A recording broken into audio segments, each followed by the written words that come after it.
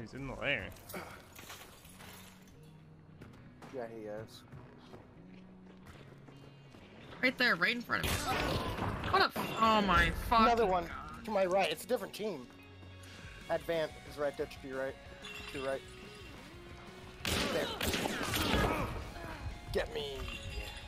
Hold on, there's another one. Stuff for bleeding. You're gonna die. Oh, I killed him.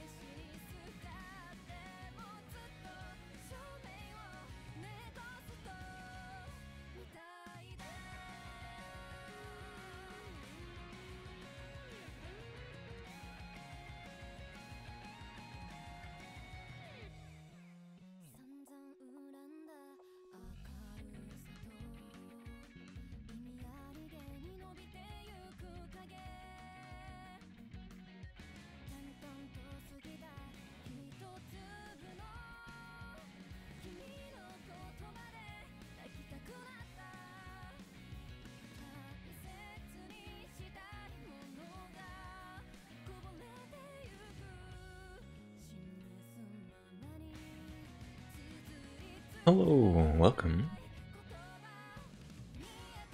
Oh, wait, hold on. There we go. Still kind of getting used to having a stream deck. But hello, welcome.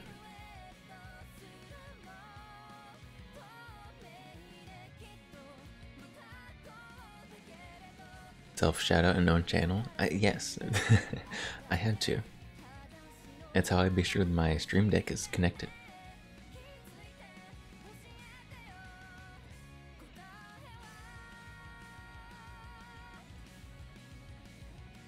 Because I can do shoutouts with the press of a button now.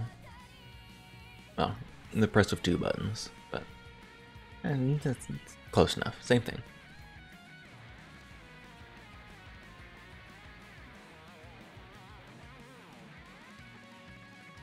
Anyways, though, I have so much power. So much power.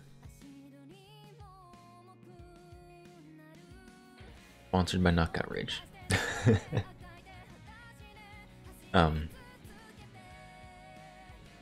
Yeah, so I guess may as well show it again, since we are gonna be right here anyways. You are a sponsor now. Look, Stream Deck, and it's got different menus and stuff. Press all the different buttons. It's very nice. It's very nice. I'm still getting used to it, but it is already better than my funny, janky keyboard shortcut keys. I don't have to press Alt F12 to change scenes anymore.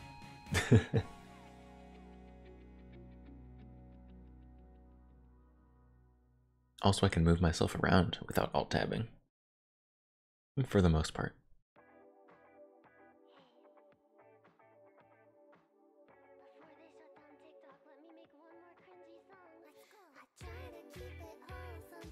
Hold on, I gotta sneeze. Hold on.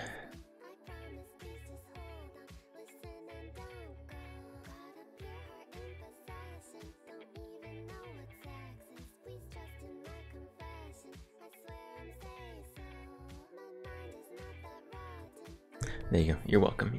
You didn't have to hear that. But I sneezed too hard, and now there's specks floating in my eye. I have acquired a project. I bought it. I bought a project, basically.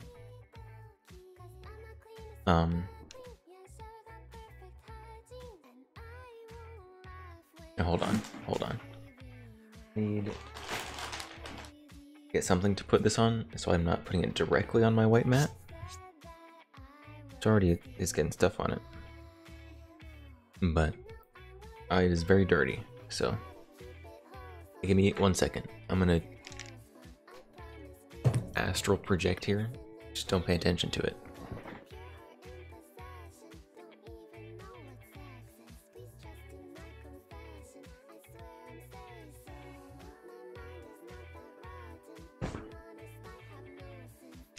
Alright, I'm back. Okay.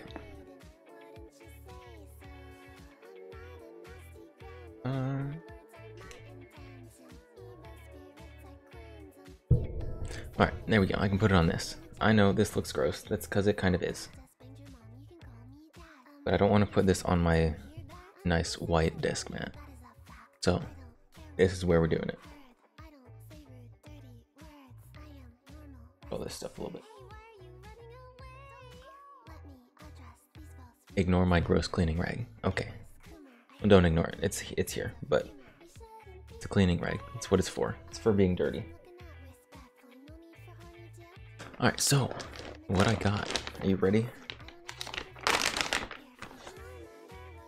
You get some nice plastic ASMR.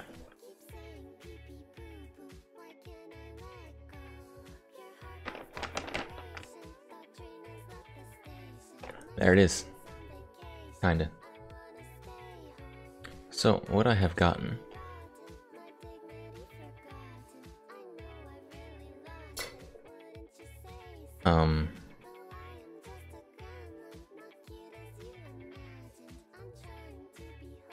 I have gotten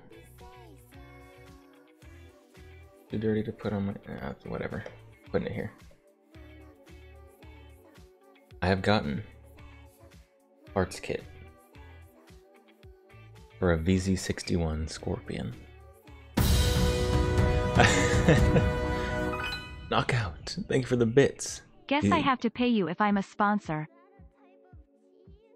No, you already gave me money. That's not how that works. Thank you very much for the biddies.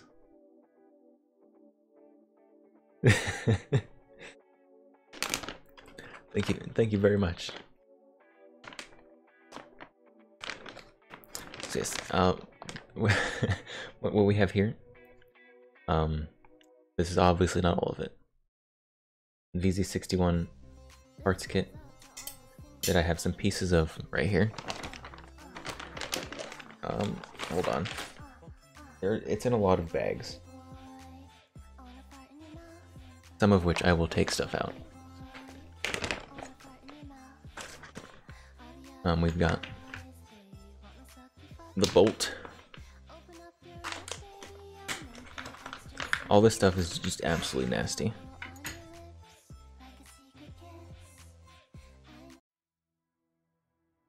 We've got that.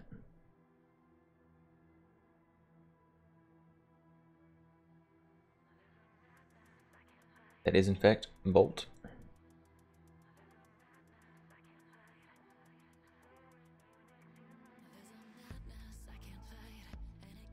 It works. I don't know what I'm doing. I don't know what this pin is for.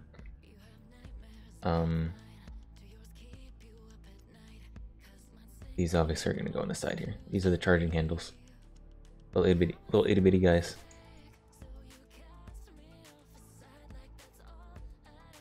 I don't know what this pin is for. It is probably important. But I have no idea what it's for. I don't see any places for it to go. But it is clearly... How is it? There's 2 other pins in there. It looks like those. Do I just have an extra? I don't know.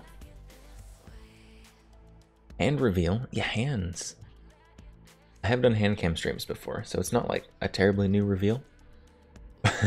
But yes, they're hands. Hands cam. Let's see what... Oh, I've got it here.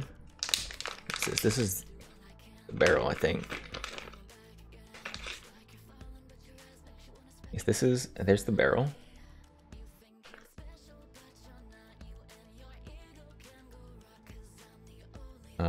Which way did it? It goes this way.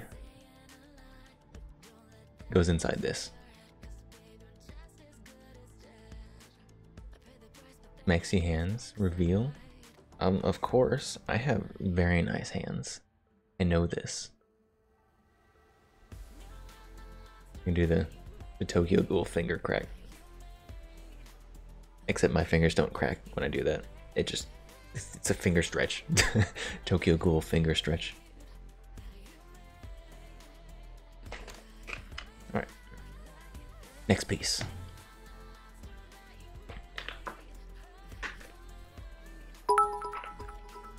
Garrett, thank you for the biddies.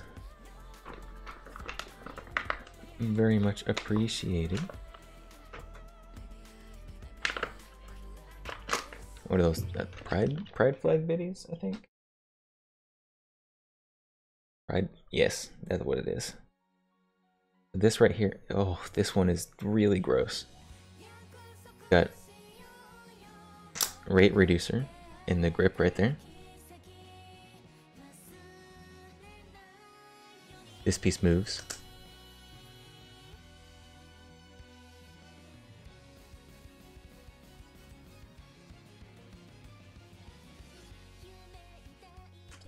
I'm not entirely sure how this all attaches. We'll figure that out later. We've got, what else? Bag of lot of little itty bitty pieces, which I will not be taking things out of at the moment. What can I see in here? The trigger guard, obviously. I assume there's a trigger in there as well.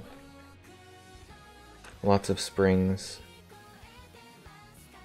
A hammer, I think that's what that one is. I don't know, there's a lot of little itty bitty parts in there.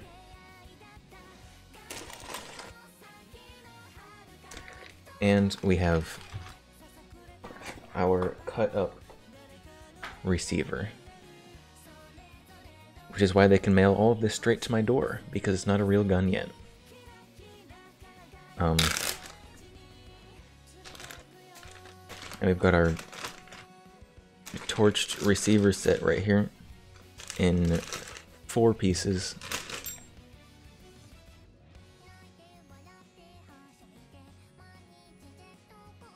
And very sad. It's full of heartbreak. Hold on. See if I can put this together. Not like put it together, line up the pieces how they go.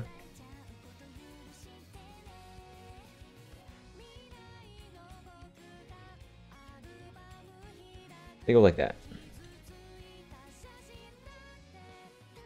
Approximately.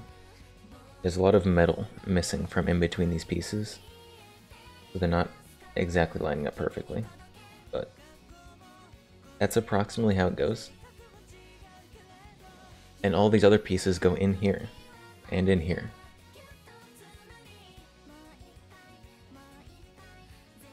I still don't know what this extra pin is for, but it's okay. You know why? All the creeps were out tonight at work. Anonymous, thank you for the stub. Very much appreciated.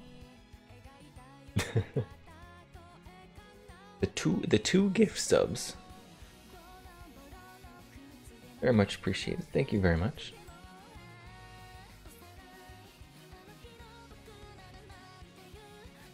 Yeah, so all of this stuff is eventually going to be a gun. I have not decided yet. Head pats for Anonymous. Many head pats for Anonymous. I have not yet decided if why did stop going over there? Why did you go over there? I have not yet decided if I am going to try to weld this cut receiver back together, or if I'm going to 3D print, because I have a 3D printer now, or if I'm going to 3D print a new receiver for this. We will see.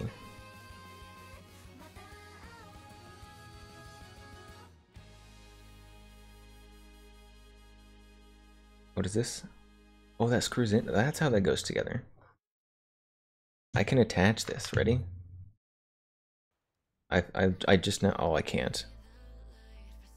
I could almost attach this, but if I attached this, it would mess up the wood on this grip, because when they cut it, there's metal coming down into these grooves, and so it'd mess up the lines on that. I don't want to do that.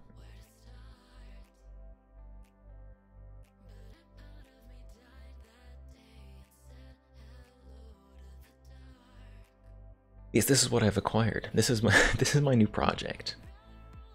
And if this goes well, I will be getting more projects like this. It seems super fun.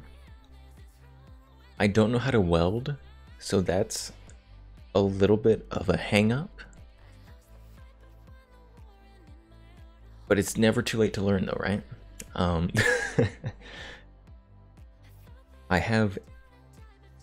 I was gonna say a friend who knows how to weld. I have an acquaintance. I don't know them very well, who knows how to weld.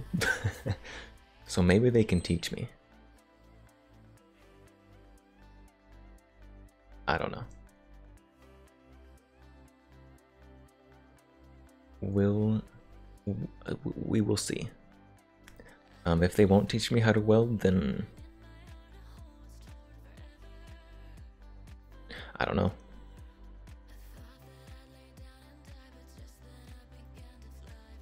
Figure it out myself. That's what. How does this line up in here? Probably like that. My charging handle fell off. There we go. Look, I put it together. Wow. This part's gonna line up right there. Obviously, it's not gonna stay there because the rest of that piece is in pieces. It's so sad. This poor receiver. It's all. Look at it. It died. There was a casualty.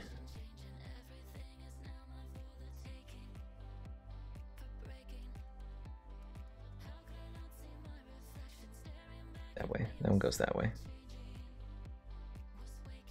Space these out a little bit so you can see that it's obviously dead. It's very sad.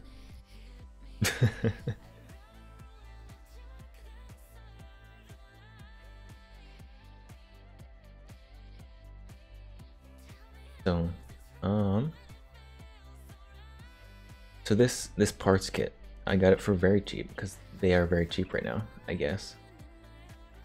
But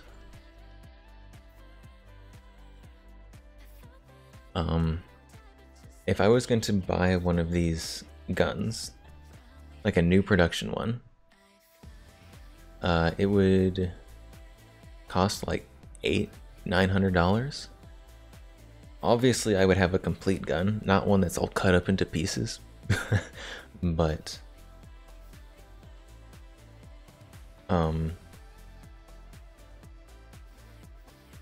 so this one was much less than that. So even if I took this and I bought a new receiver, which there aren't very many options for that actually look good. But if I bought a new receiver, and paid the ATF extortion fee to get a tax stamp to make this an SBR, so I can actually put this little tiny folding stock on it, then it will still be cheaper than just buying one of these new. And I will have all original pieces and a rate reducer, which is this thing here, which for my purposes is not going to do anything, because what it does is it slows down the fire rate for when the gun is operating in full auto, which I do not have the licenses for. So when I put this all together, it's going to be semi-auto. But I still want it to have the rate reducer, just because I think it's cool. New production ones don't have that, which is sad.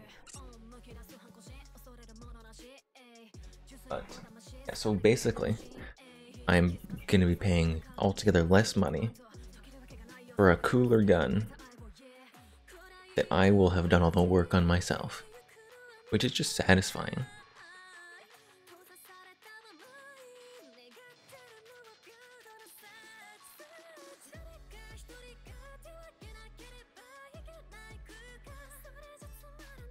Here, hold on. Where? You know what? We are going to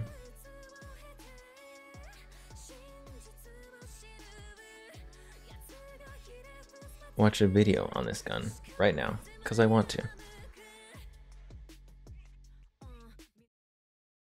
Let's see. Can I?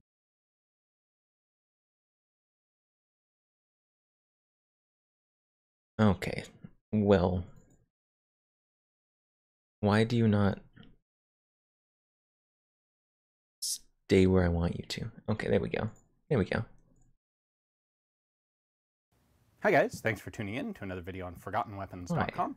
I'm Ian McCullum, and today I'm up here in Canada visiting Marstar and taking a look at a number of interesting firearms they have in their reference collection, and one of them is this VZ61 Scorpion machine pistol. Now, so there aren't a whole lot mine of is not true going to be a machine pistols pistol. out there. Most of what's out there mine are... is going to be regular semi-automatic.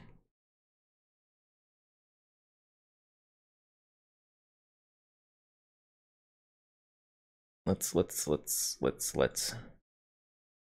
just do that? Does that work? That did work. There, now you can have that in the background. That were then later retrofitted to become full auto, or to have full auto variants. And the most classic example of that is the C96 Mauser becoming in the 1930s the Schnellfeuer automatic pistol. I'm doing the opposite of that. The VZ61 I'm taking one that was designed to be from the ground up full machine auto pistol, and that makes it a and really making it interesting semi-auto. gun. So a few basic statistics to start off with. This fires at about 850 rounds a minute. It uses the 32 ACP cartridge in 20 round and 10 round magazines. I'm also not looking These were forward to developed having in the to late buy 1950s. 32 ACP. Prototypes were built in 1959 and then adopted by the Czech military in 1961.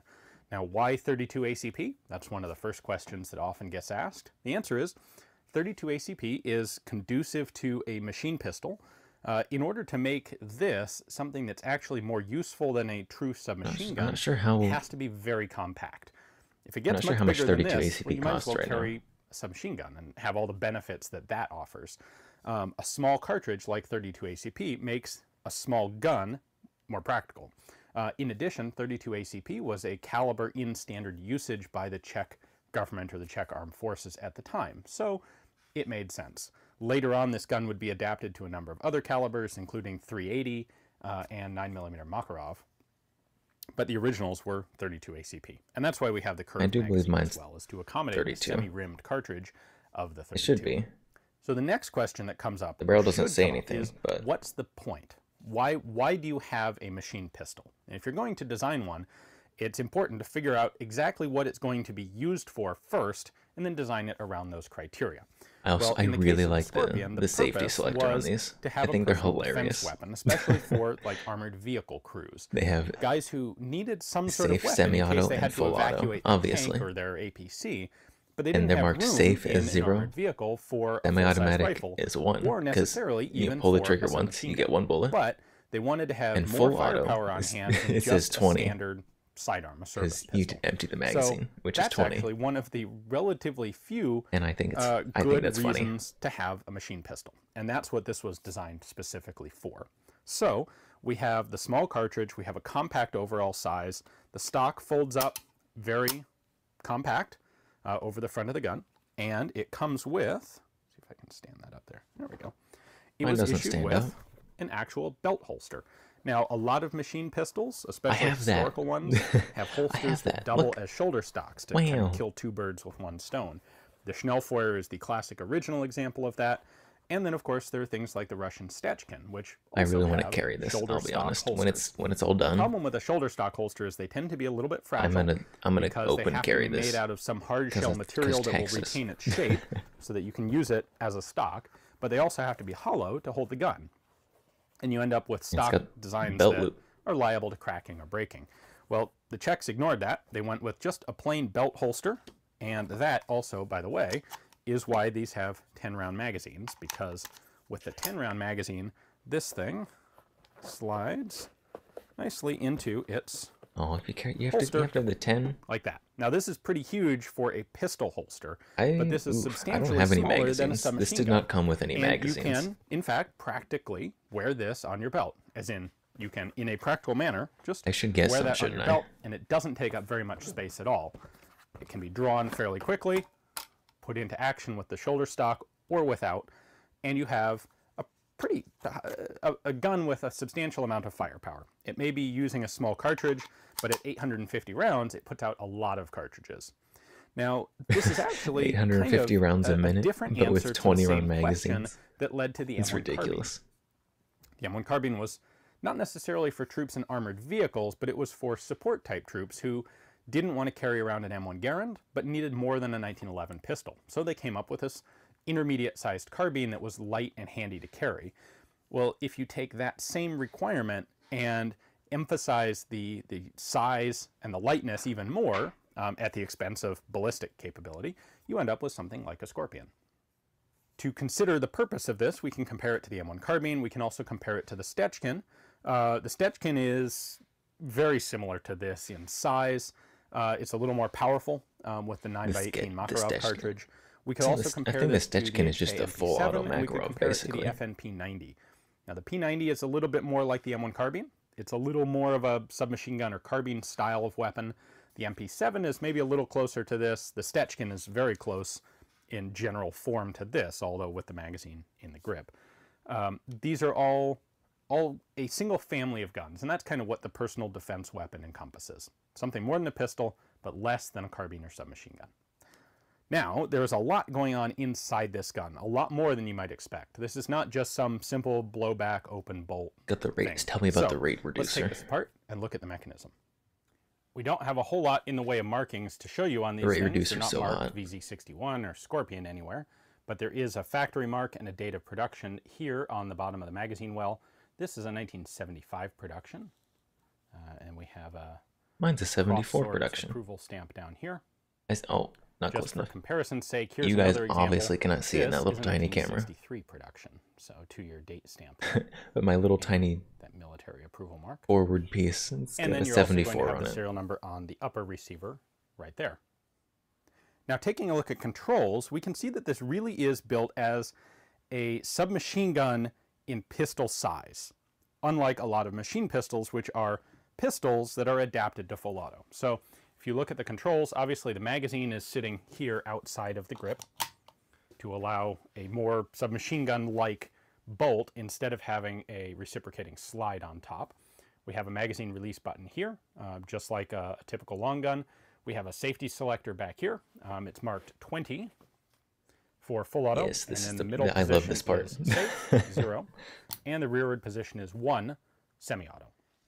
Mine In is the cut interests of right across the compactness, our safety bolt handles markings. are actually these two little nubs on the side. It's got of the action 20 and the pin. So 0. you grab those. But the and you 1 can- is right in the cut. There we go. Cycle the bolt So open. if I decide to and it does re-weld lock it, open on an empty I have to like magazine, re-engrave which that. I have in it now. And as you can see, the ejection port is right in the top. So this kicks Re-stamp empty it, cases I guess. straight up. There is a button here I don't know how they made which those. allows you to manually hold the bolt open. So if I don't have a magazine but I want to lock this open, I can pull this back, push the button, lock the bolt open like that.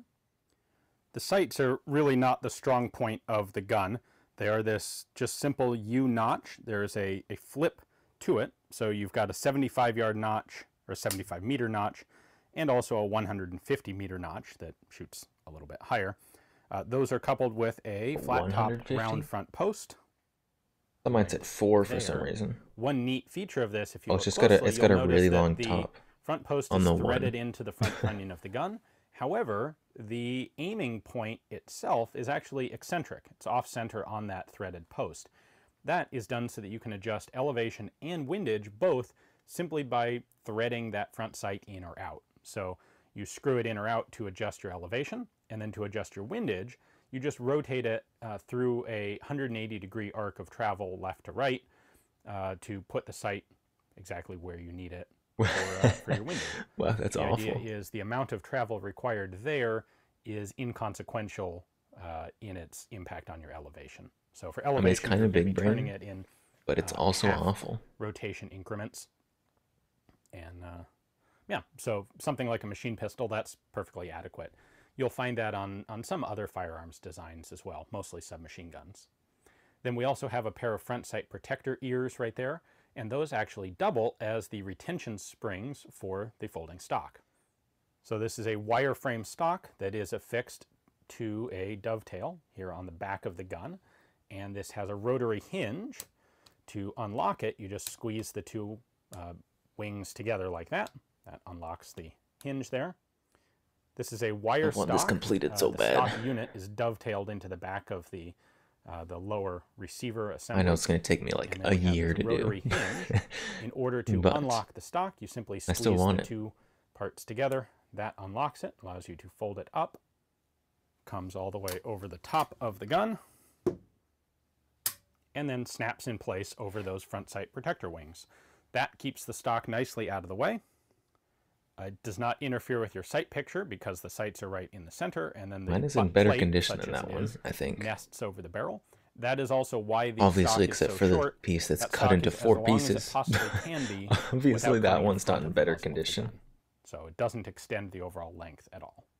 So if you want the sight picture here, it's kind of typical for a pistol, but not superb. There are going to be compromises that you have to make to have a full auto compact machine pistol, and sights and accuracy are kind of one of them. All right, now disassembly. This In order is to kind take of this an apart, accuracy we by want to have volume the stock gun. extended. We need it on fire, either semi or full auto, and we want to, of course, check the chamber and then drop the bolt. So we want the bolt down. Now, all you have to do is push out this pin at the front. Goes across to there. It is a captive pin, That which I thought was pretty cool. on that side. And then your upper assembly is going to slide forward just slightly, and we can rotate it all open, like so. Once it's open, now we can take the bolt and recoil spring assembly out.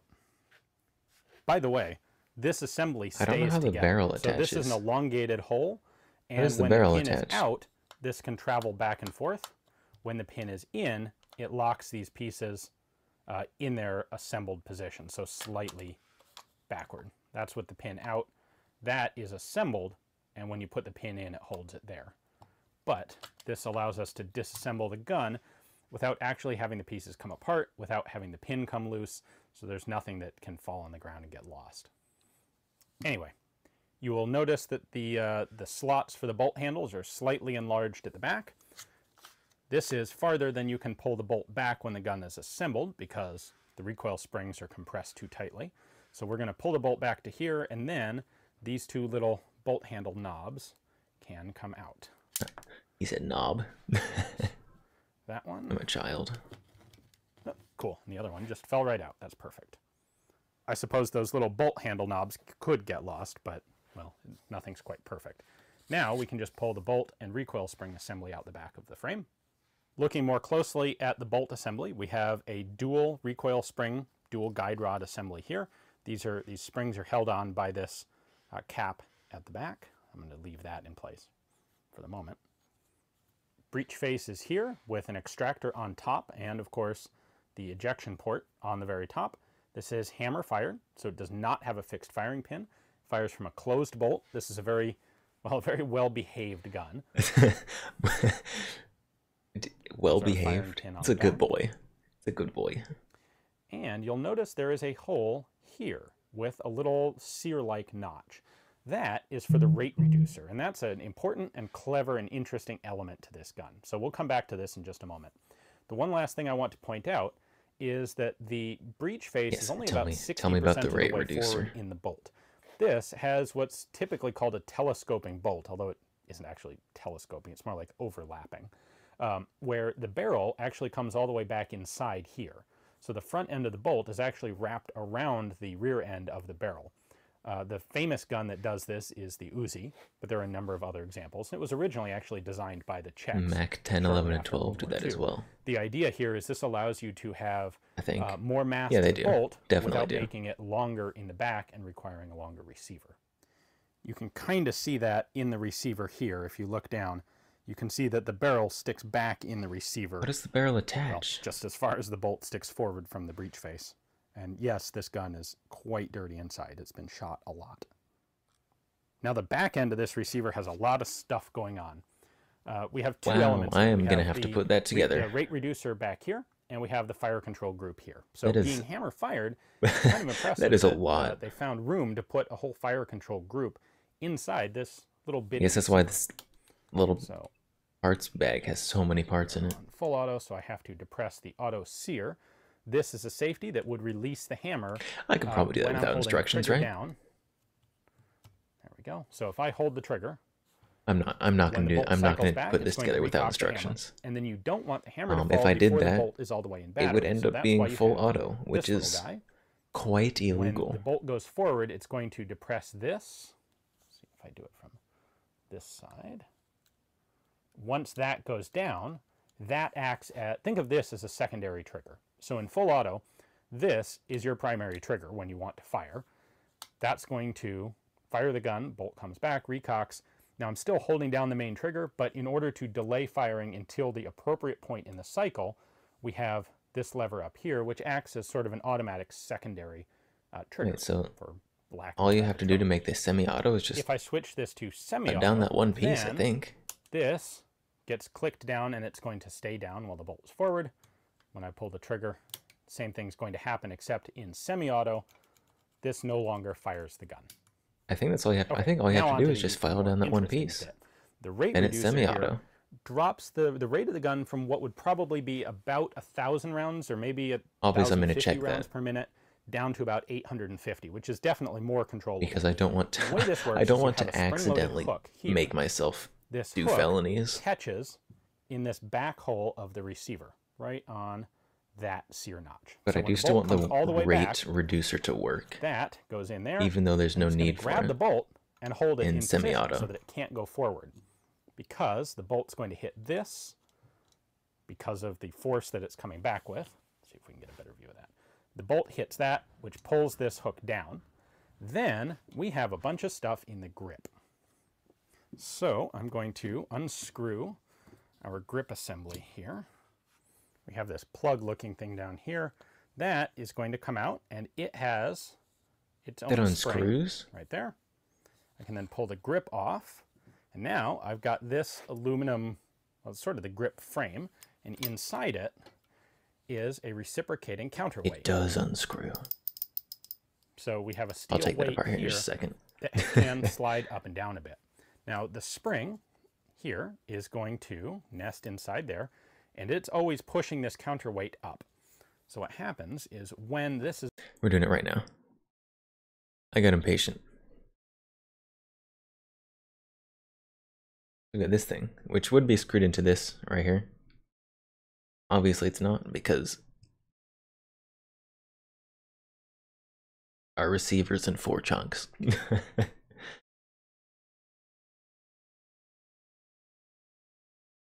This feels like it's gonna just shoot off.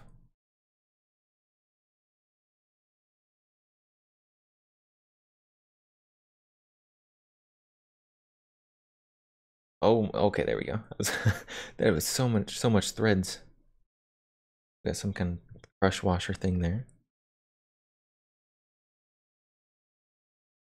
Spring. Oh my goodness. I have a stamp.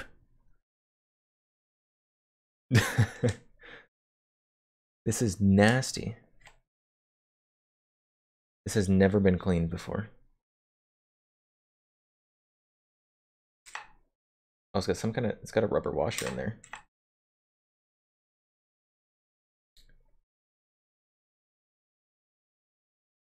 There we go. I knew that pin was for something. Oh my, that is disgusting. What is on that? Ew. It's awful. That's on my hand. Here's our counterweight. Yes, that's the counterweight right there. This also has the same nasty stuff on it. I am very glad that I have this not straight on my desk mat. All right. This is all the way up. When the bolt Tell me hits more, the gun rate Jesus. reducer here, the impact is going to throw this thing down inside this short little tube, like so. It's going to hit the bottom, it's going to reciprocate back up, and when it gets to the top, this is going to hit on the bottom of this bouncing part right here, and then the main weight is going to smack up, transmit all of its inertia through into this. This hook comes up, that releases the bolt, and then the bolt can go forward to fire again. You can very clearly see this happening in the slow motion of the gun firing. The bolt will come to the back, stop, then go forward, and then there's a very brief pause at the front when you have to wait for the hammer to fall. Excuse me. And then it will fire, come back, get hooked, stop. Oh and my then goodness, I'm release, dying. Go forward and fire again. That is a really clever and very effective little rate reducing It's so mechanism. cool. Oh, we do get to see it in slow-mo.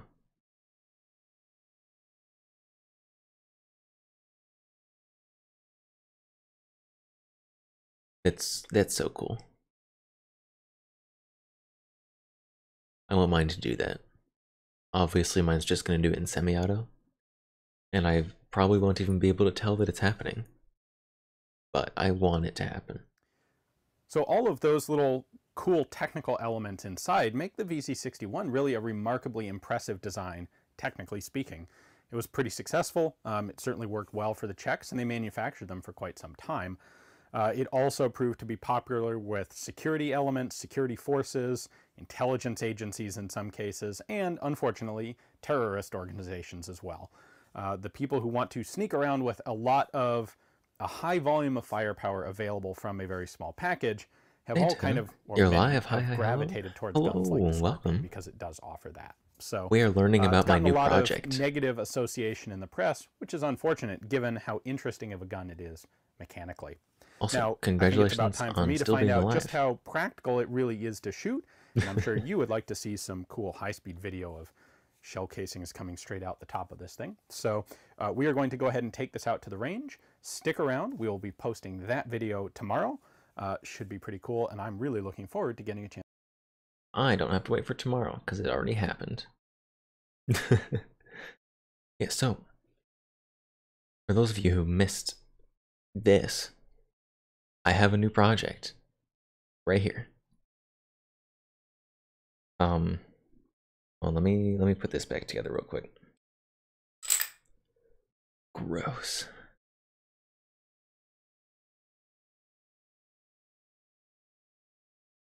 Oh, that's so nasty. I have to poke this back in, don't I? I don't want to touch it. Oh, Ugh.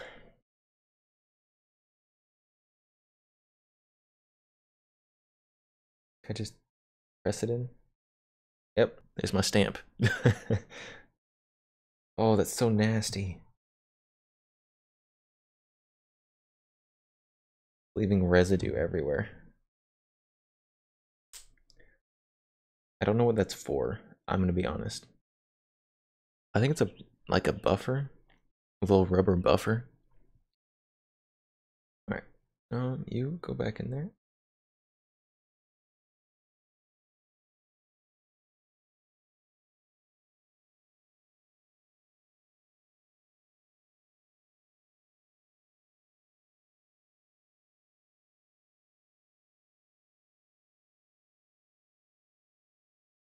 All right, we have reassembled rate reducer. All right, so this is my project, not this. I already had that one. This rate here and this bag of parts is my new project. This is a VZ61 Scorpion parts kit. This goes on here. All right. So basically what it is a, it's too quiet. VZ61, originally a VZ61 machine pistol.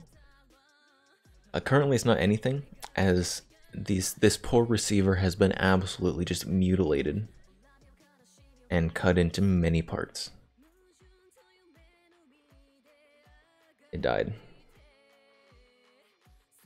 So what I'm going to do is I'm going to bring this gun back to life as a semi-automatic. Obviously, because I'm not trying to make felonies. And that's my project. So I don't know yet if I'm going to try and re-weld this. Just straight up buy a new receiver. Which would be a little sad, because this one still got like the original like matching serial numbers from the rest of the pieces on it. I think just the upper, but still has matching serial number and the original marking and stuff. Some of the original markings. Some of the markings are in the cuts, so those will be lost. Yeah, so I don't know if I'm going to re-weld this, buy a new receiver, or third option, I could 3D print one. 3D print a receiver for this. Which honestly might be pretty cool.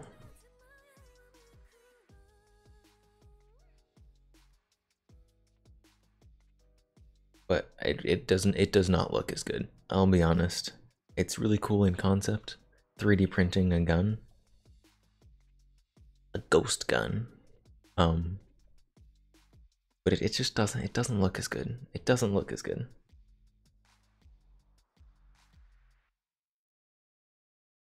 But I don't know what I'll be doing yet. But eventually this will be a really cool gun. And probably my first SBR that I'm gonna have to do paperwork for. Because obviously if you have a Scorpion, you gotta have the funny foldy stock.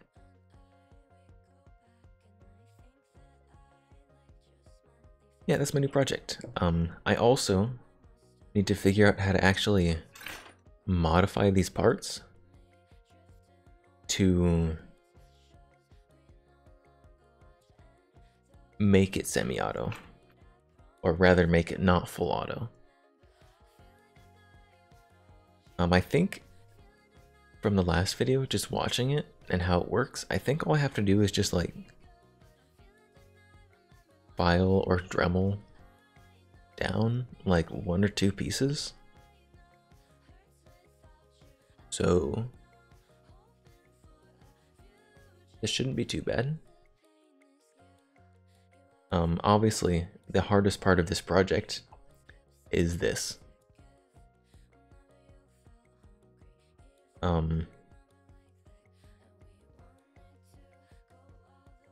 Yeah, well, tragedy. Tragedy, I tell you. Yeah, they massacred my boy.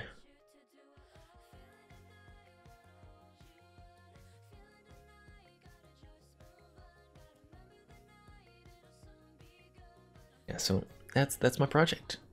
There you go. Everyone's all cut up now. Now we're gonna watch this guy talk about it some more. Obviously his has the exciting fun switch. Mine will not.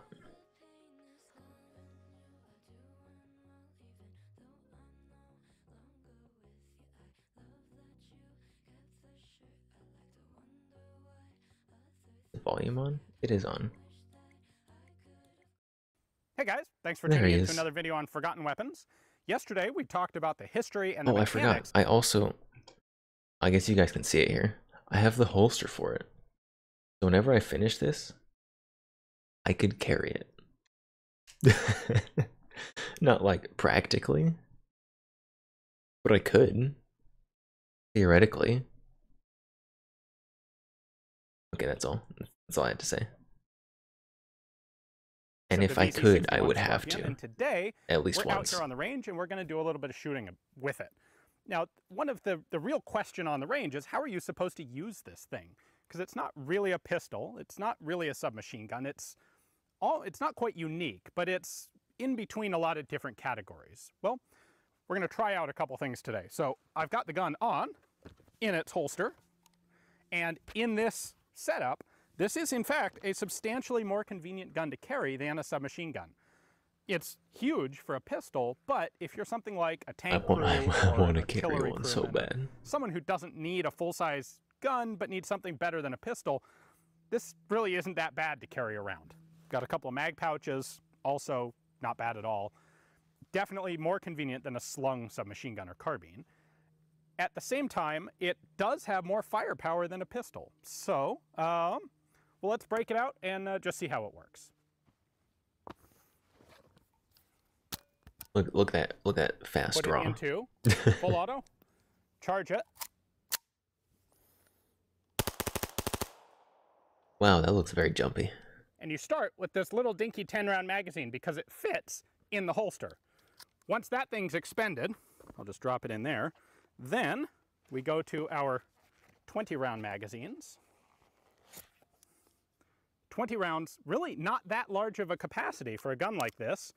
It is still very I small. think the purpose of this is if you start to get much longer of a magazine, now you're kind of creeping into submachine gun territory. And if you're going to have a big magazine, well, why not have a little bit bigger gun? And draw magazine well, now wire. you've got a submachine gun. If you want to keep it compact, you're kind of limited on the size of the magazines you're going to be able to use. Anyway, once we've got a 20-rounder in here, we can drop the bolt. And in short controlled bursts, this actually works pretty well. It's so cool. I want a full auto one so bad, but I can't have it. Because the government's dumb and doesn't want me to do fun things. And also I don't want to be a felon. There's that too.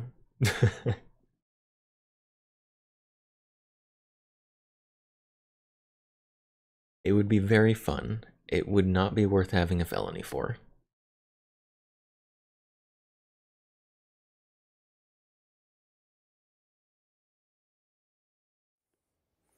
You'll notice it's actually dropping brass on my head. The brass goes straight up, like way up, and then comes straight back down. Ready?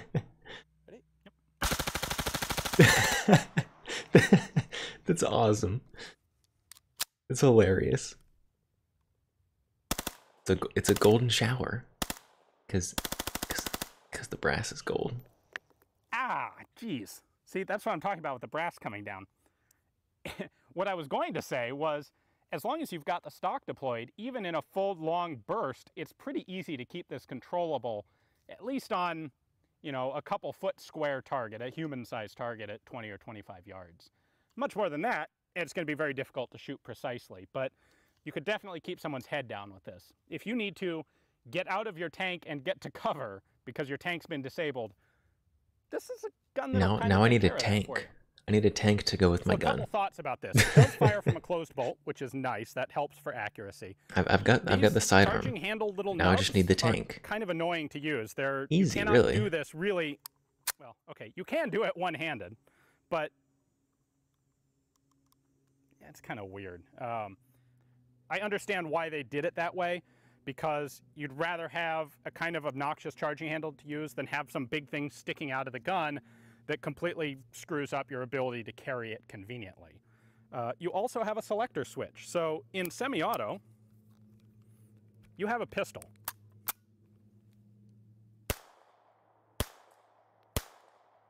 You have a heavy and awkward pistol, and I would not It's my recommend favorite firing kind it of pistol. from Heavy and just the awkward. pistol configuration. I in have full some of auto. those. If it's on semi, have the stock folded. If it's on full auto, do that without muzzling myself, you'll notice. On full auto, the stock's out. If the stock's out, always leave it on full auto, because that's the way this gun really is meant to run. It's so cool. I want to shoot a full auto one so bad. These are a lot of fun in full auto, because there's basically no recoil. The gun jumps around on you a little bit, but it's not really pushing back into your shoulder. As long as you have even a modicum of full auto experience, you're not going to have this thing I have a climb modicum. uncontrollably on you.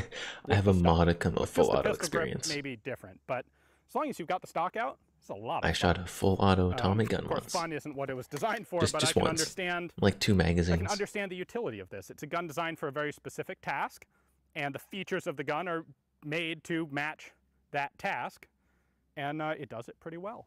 So.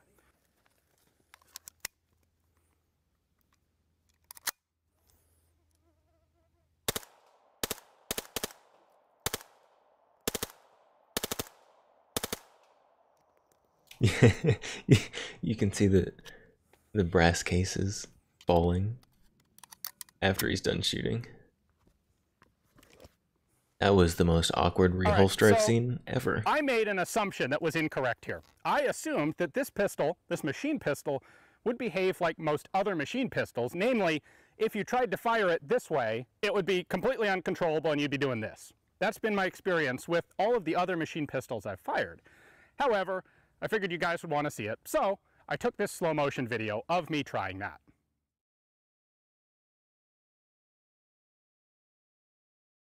Well, that doesn't look great, but it also doesn't look awful. Oh, As voice you can crack. see, Puberty is hard, it doesn't guys. climb hardly at all, and that took me really by surprise. But when we filmed that, we were just about out of ammo for the day. So we are back here today, and I want to do a little bit more of that shooting and do it live real time for you guys. I don't think it's quite live. How old is this? 5 years. So the thing with the Scorpion is that because it's in 32 perfectly ACP, live. 5 years and ago. it's got that nice rate reducer in there, it's actually not that horrible of a gun to shoot like a pistol, much to my surprise. Yeah, full auto.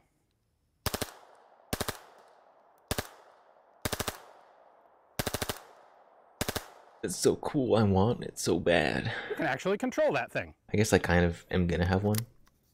Not full auto though.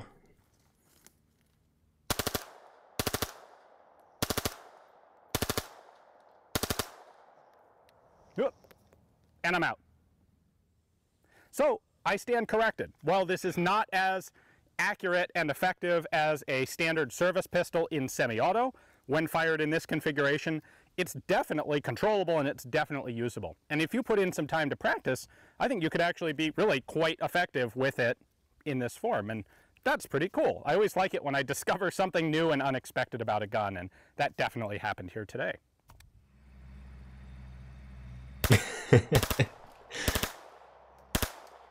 What a shooting stance. I love it.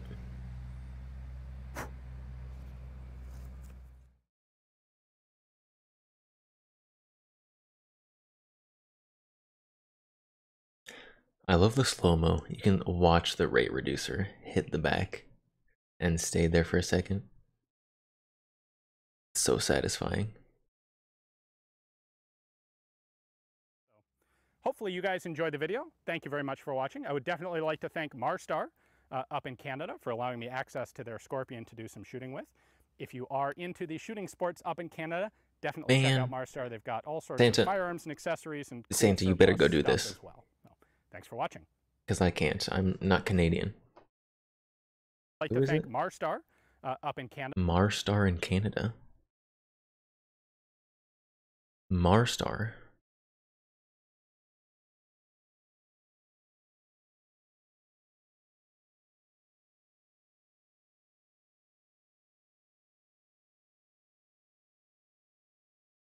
Can you just, like...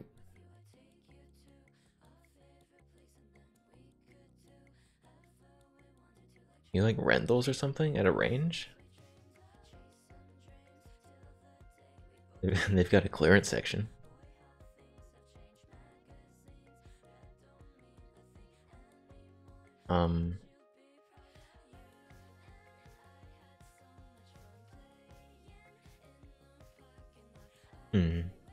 I don't see anything on their website about renting guns, unfortunately.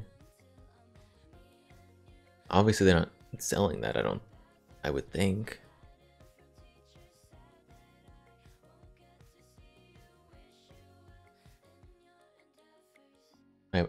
That might not be obvious. Maybe they are, maybe they're not. I don't know. I don't know what the process is for full auto in Canada.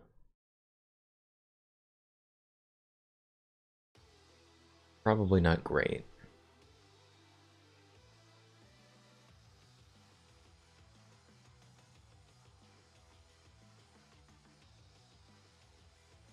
Well, I want to know how this barrel goes in here.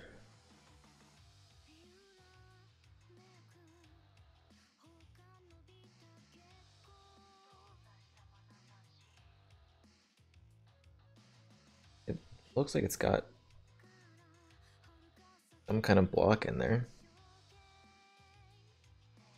I can't tell very well. I'm gonna poke it with this pin again.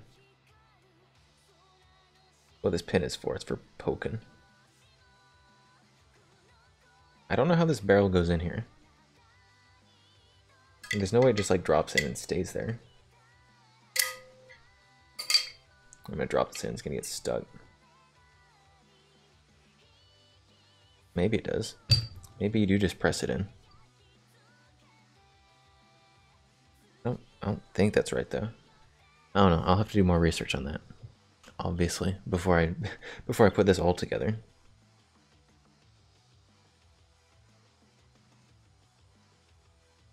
Before I put this together, I will have to learn how it goes together. Oh, that's what this pin is. This pin. It goes in. Okay, this pin I think is going to go in here. And then there is a... I figured out how the barrel attaches.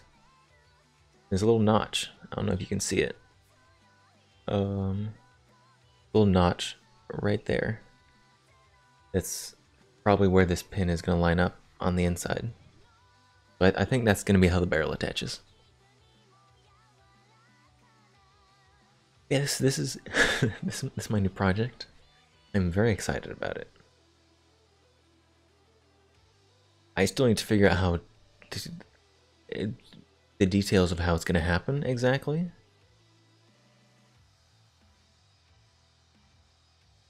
But it's going to happen. It is only a matter of time.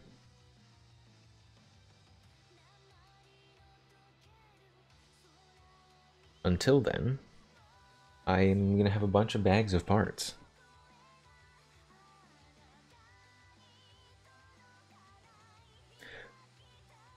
Very cool parts, but still just bags of parts.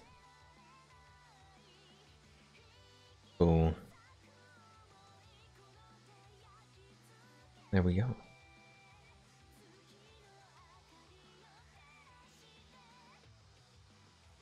I wonder if are there? There've got to be like re-welding services, but I kind of want to do it myself. I'll be honest. I kind of want to try to do this myself. It's not going to be probably as clean as if someone else did it. I think it'd be so cool to do it myself. And then I could say I did it myself. And there's just something to that. Saying you did it yourself.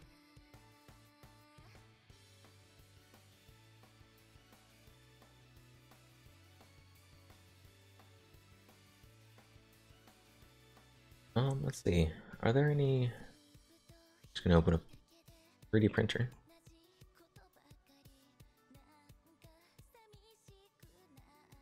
Oh, pricing.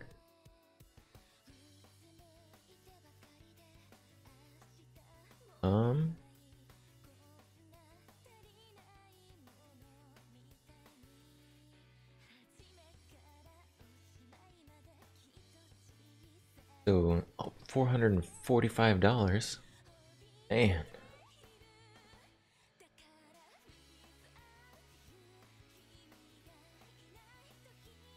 So what does that include? Press barrel into receiver and install barrel pin. That seems like that may or may not be easy. Modify full auto to semi-auto. That seems super easy once you know what you're doing. Assemble parts kit into stripped receiver. I don't have the receiver yet. Is there a is there a $495 for a new receiver? No. I want my receiver.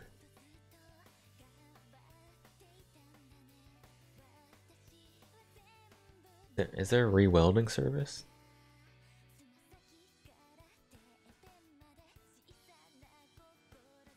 Let's see. Services.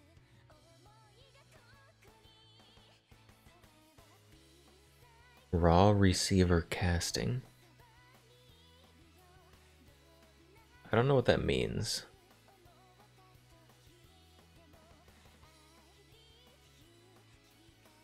Torch cut machine gun receiver?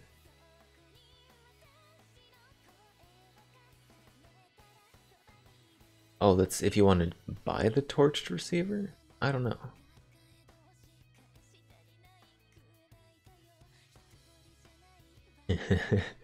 You can get 22 conversion kits for it.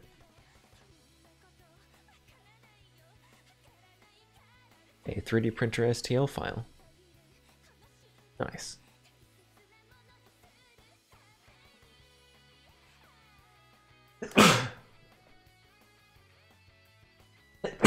Oh my goodness, I'm dying.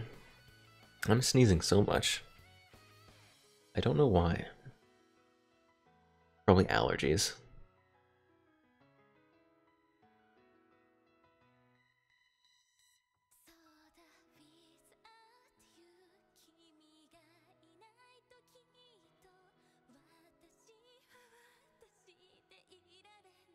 Alright, sorry. I had to blow my nose.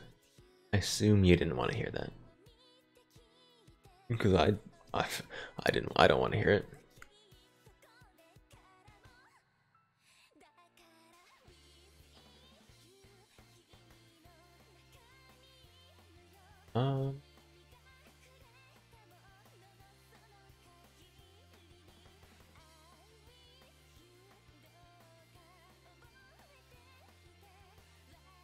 And there's not many places that show.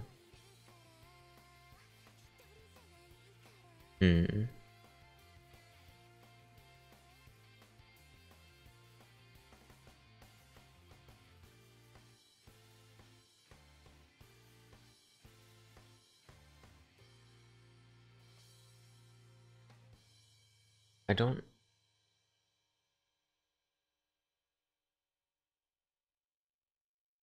I apparently don't know what I'm saying.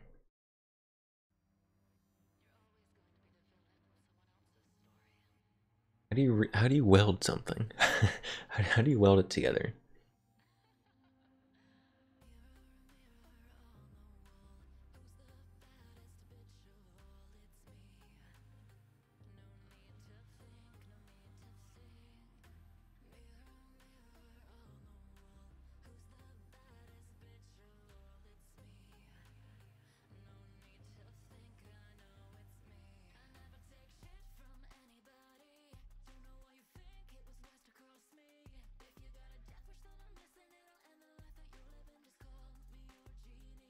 Hmm.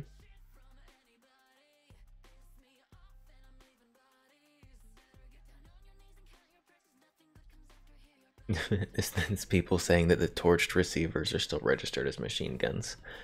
They are not, because it's not a functioning gun, obviously.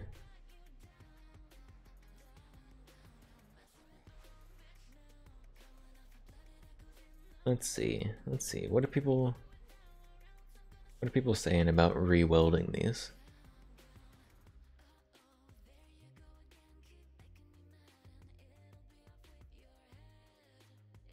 People selling jigs to re-weld them.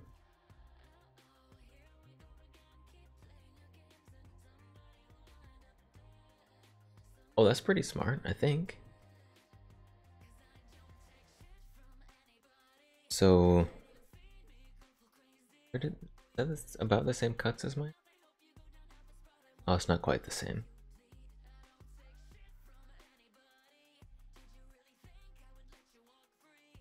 Where does... So somebody on the internet has this... I got it facing the other way.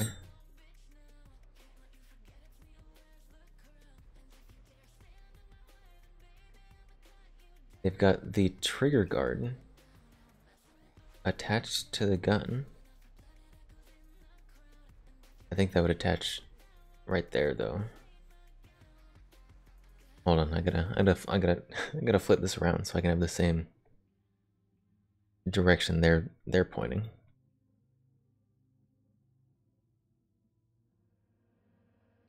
Where does the trigger guard attach back here?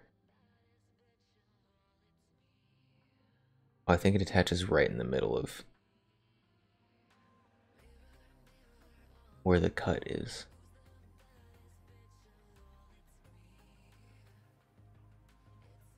So up here, where does it? Oh my goodness. I've got that hole. I've got one of the holes where it would reattach. Got a bunch of melted metal from when it got torched, though. Man, I can't do it like that. They had a real big brain idea of like attaching these with... Obviously, it would only work for 2 of the pieces. Like, they attach these 2 with the trigger guard and like re-weld it together from that.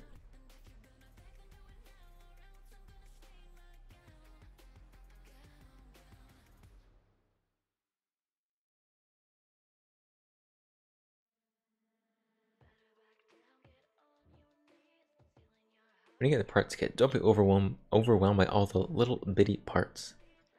Manual is very helpful in figuring out what is what and where it goes. Well, I didn't get a manual, but I also was not overwhelmed. Plastic box with separators. And from bottom to top. You knock it over, everything stays put. Okay. Cut receiver. I know what that looks like. I already have one.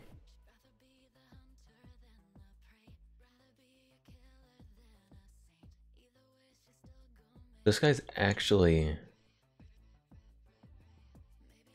Alright, the first thing I did was grind off the rivet from the inside.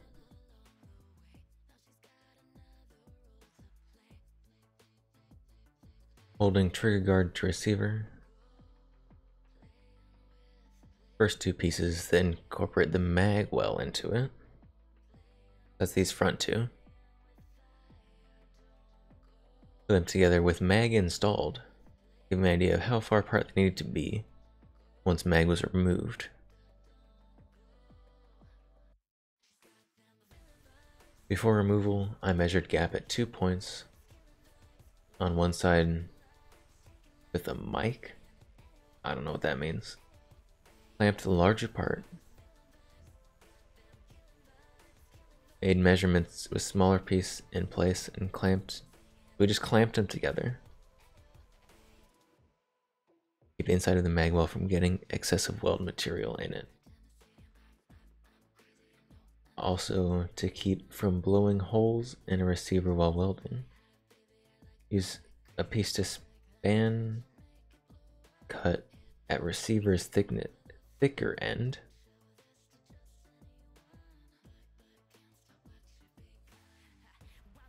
What? I do not understand welding at all. Grind off the rivet. So I guess the first thing he did is he ground off this ugly, like, melted metal part from the cut. The first thing you do when you're re-welding this, I guess, is you cut a bunch of material off so you have a clean side on both sides. And then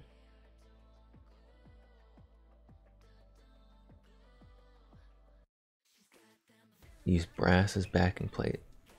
Keep the inside of the mag well from getting excessive weld material. So something about brass and welding. Oh, that's what he did. Okay. So he just... Since all of these are straight lines, he like marked the measurements and clamped this to pieces of brass. Apparently welds don't stick to brass or something? I don't know. Something like that. I'm not manly enough to know about welding. Also used a piece to span cut at receiver's thickest end. I'm not entirely sure what that means. Oh, the brass. Yeah, he's outlining this, the top and bottom, with brass for straight edges to weld against. And he tried fitting the magazine. Repeated the process on the other side. Okay, that all makes sense. That doesn't seem too bad. That seems very doable.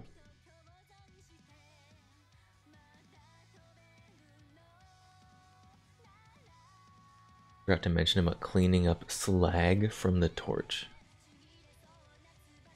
That sounds like a really naughty word for some reason. Slag? I guess that's some welding term. Or torching? It's some metalworking term. This kit was... It had already been done. The first two pieces, you welded up. Pictures after welding. Oh, I guess you guys can see these. First two pieces you welded up. Here's some pics after welding. Let's see how clean the magwell stayed. So magwell's over here. This looks kind of gross. Also says photo bucket on it, which is gross.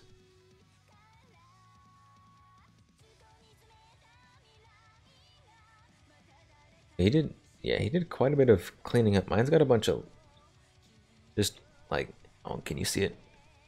You see it there? Mine's got a bunch of like funny coloring and like corrosion around the edges that I'll have to clean up.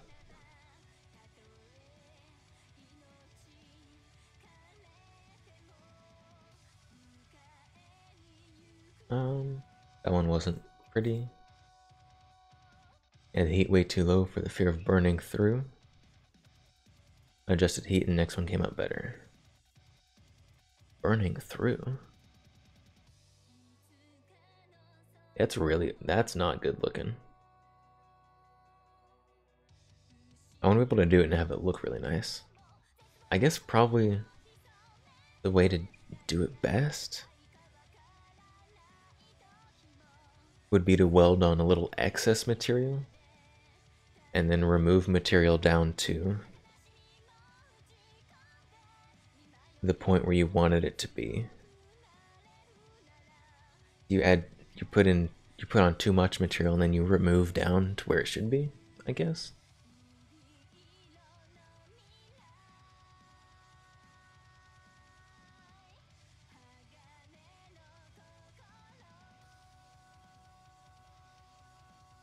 More pictures after some cleanup. So he's got a little extra material there. Gonna have to file that down, I guess. Before we go any further, satisfy regulations. Here. Oh yeah, we saw that in the video. You have to cut up and discard it, as well as remove the lug on Fruit Salad Puncher. Hello, welcome. Cut up, discard it, as well as remove the lug on the side of the hammer it ties into its operation. And fill the slot in the receiver the controller rides in.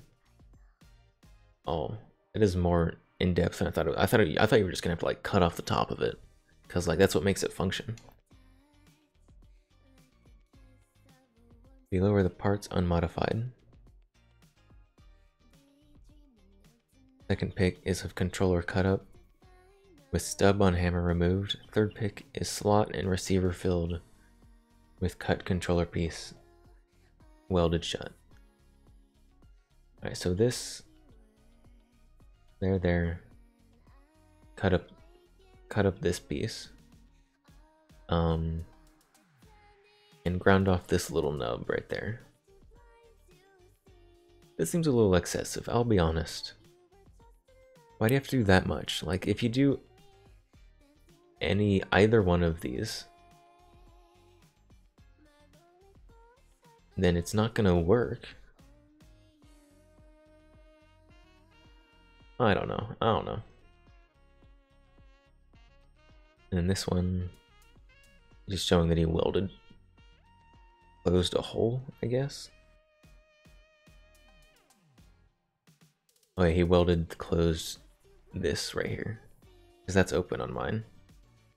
So I guess that's what the welded or filled in, I don't know. That's what the thing rides in, that little track right there. So we close that up.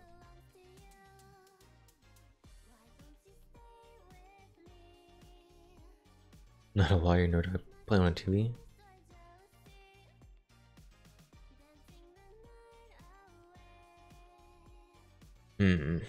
I guess I'm gonna have to do some research on converting this to semi-auto before I re-weld the receiver.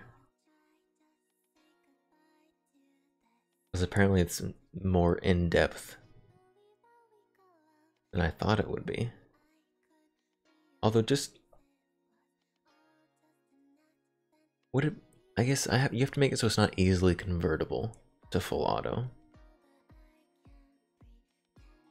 And I guess if you just cut up this piece, and they would say, oh, you can just buy a different one of these and then you have full auto again. Yeah, I guess that makes sense why you have to fill this in.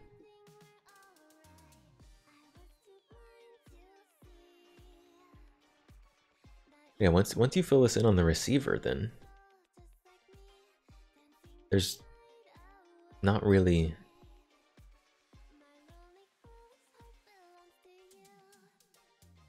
like, once you fill this in on the receiver, why would you need to do all this other stuff? Because if this little slot is full of metal, then it's impossible for you to get any of the parts in. And I feel like, I don't know. I feel like cutting slots into your receiver would not really be easily convertible into full auto. Like, you fill in this gap here, and maybe grind off this nub. But cutting up this piece, like, once you do both those things, this piece is useless.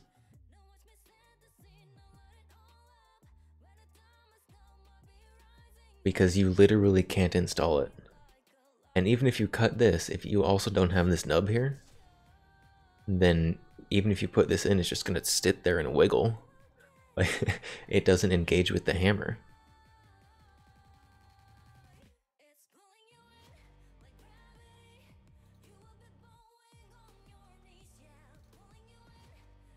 I don't know. I'm gonna have to research that a little bit, I think.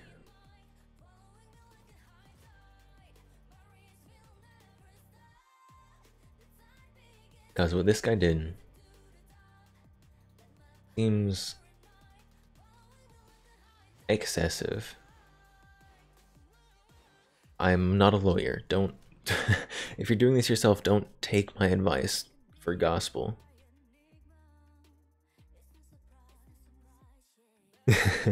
Destructi, what did I do? I haven't done anything yet. I guess I acquired this.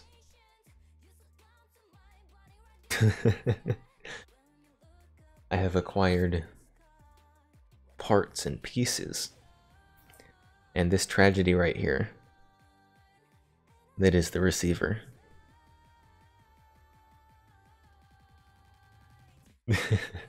That I'm trying to figure out if I can learn how to weld together. You did it bad. What did you do? Oh no. Do I want to know?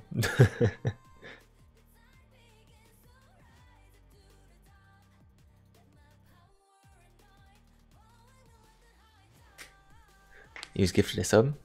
You were gifted a sub. Congratulations, by the way, on your new sub. Someday I will get sub badges, I promise. It just hasn't happened yet. One day though.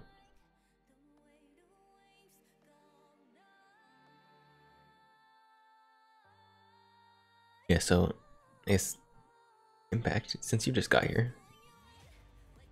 I acquired VZ61 parts kit. And now I need to figure out how to put it together.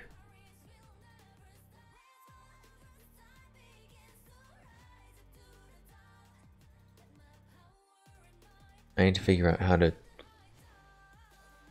re-weld this receiver, I guess. I need someone to teach me how to weld. I need someone to teach me cool things. You started looking at Gunbroker penny auctions? Oh no. Oh no.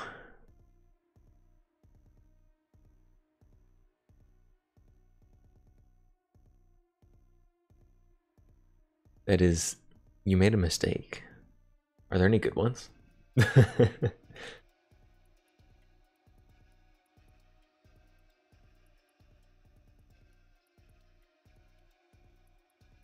150 max on a Rancher? 150 max? Oh, like the bid is at 150 now. Well, it's definitely going to go up from there. It's not going to stay at 150. 170 on an XDM 45.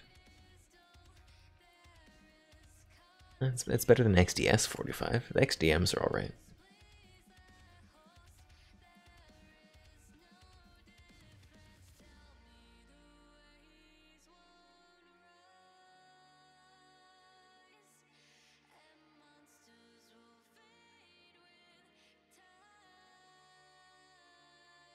It's your max price? You're not going higher than that?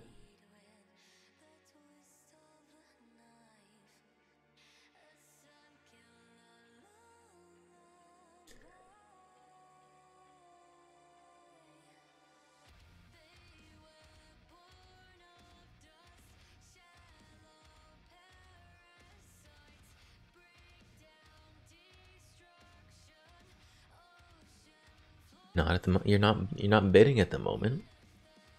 What if they're really good?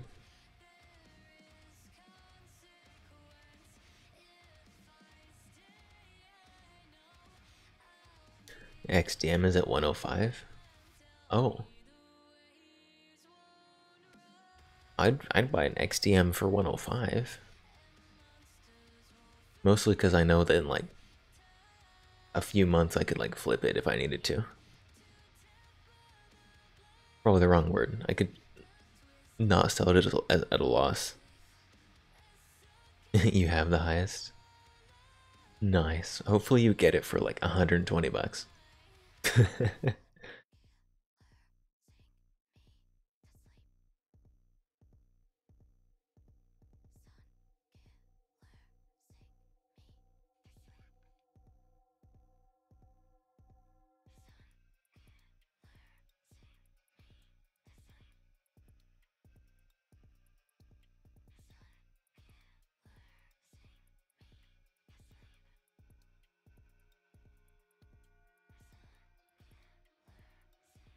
And I'm trying to look at like forums that like they can tell me. They can tell me how to weld like one of these receivers. But they're just like, oh, I don't think that building your own gun is legal. Yes it is. This is America.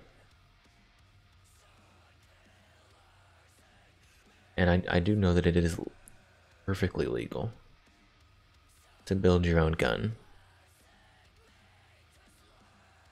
Obviously, it can't be full auto, which is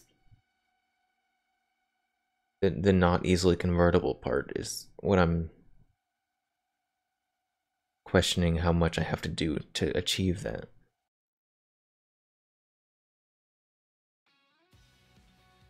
Because it seems like all I would have to do is just fill in this. You can, if it'll focus up there. That little cut right there.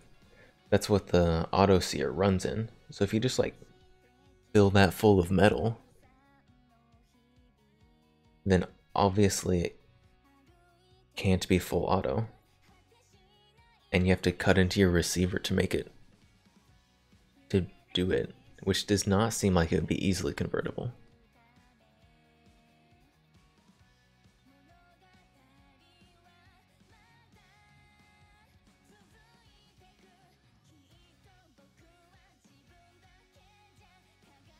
Also, I found the instruction manual, finally.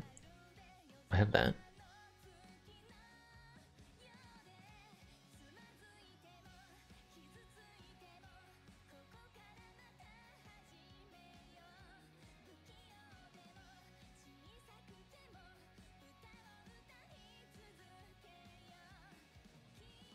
Oh, there we go. Reddit. Reddit to the rescue. Reddit knows what I need. Guys' welds don't look very good though. The lower welded together and cleaned up a little bit. Okay, this is just basic. He's not done yet.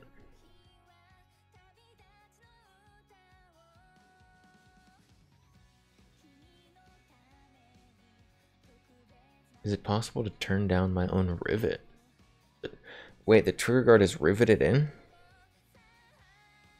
I don't know how to do rivets. And I have to learn how to do welding and riveting for this? Man.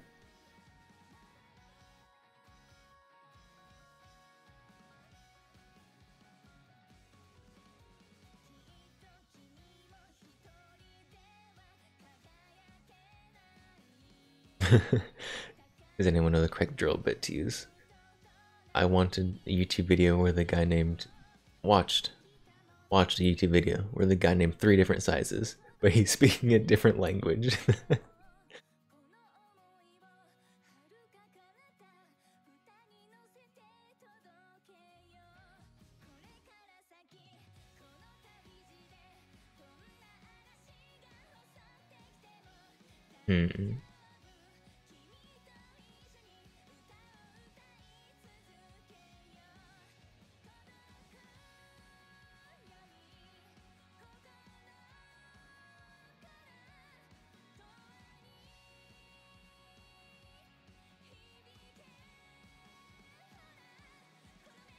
See, I really want like the original looking receiver.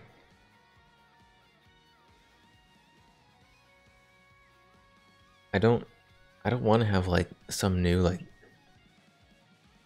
one of those like ugly branded receivers.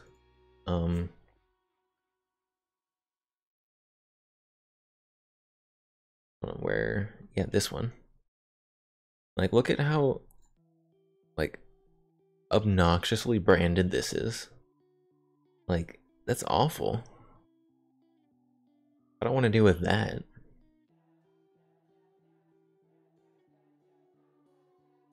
Also, it just doesn't look as good. Queen, yes, Queen, you got a sub. Congratulations.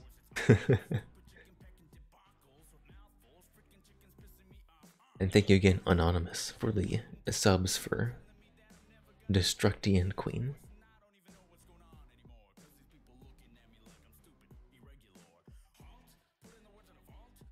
Oh, Queen, I saw you were playing, I was just kind of lurking. I saw you were playing that new ghosty game. Everyone was just in their underwear for some reason. How is that game? I forgot what it's called.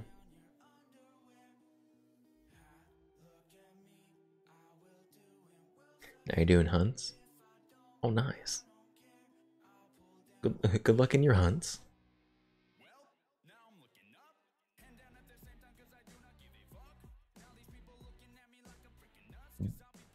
Demonologist, that's it. It seems kind of like Phasmo, but upgraded.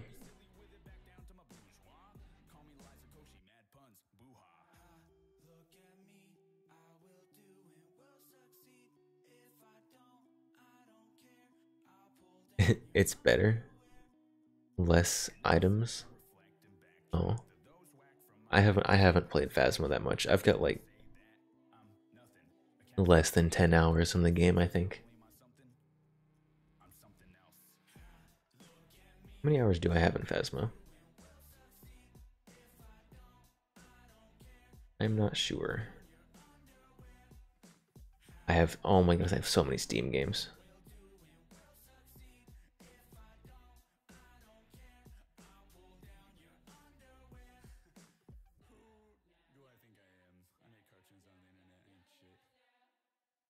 I have more hours than I thought. I have 19.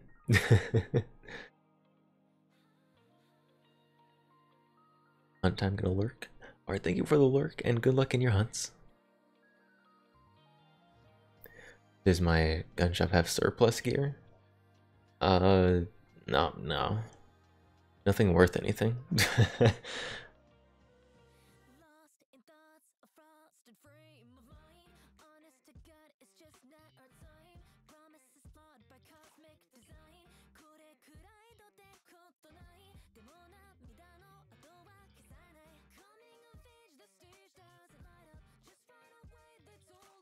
Yeah, so I think I'm gonna have to either re-weld this or 3D print one.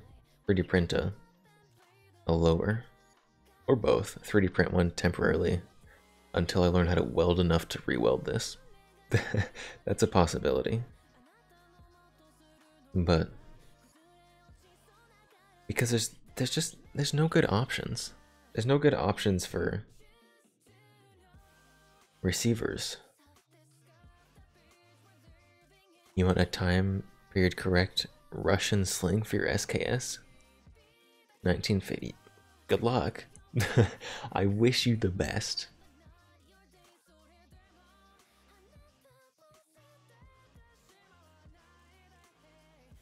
Did my SKS come with a sling?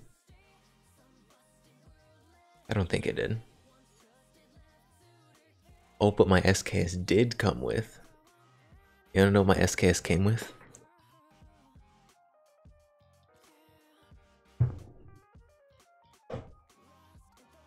Obviously it's not attached, because I'm not a heathen.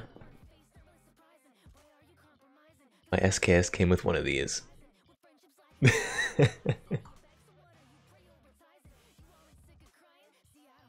And it's got like the Picatinny gas tube and everything too.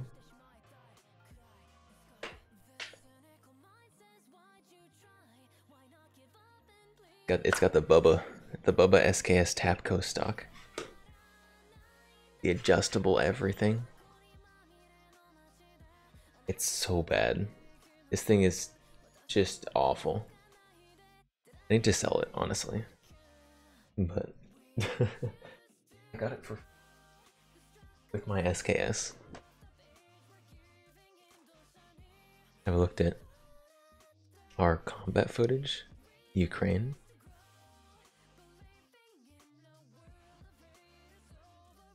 You give me $3.50 plus shipping. I'm pretty sure I can sell it to some FUD for like $50 on like Facebook Marketplace or something.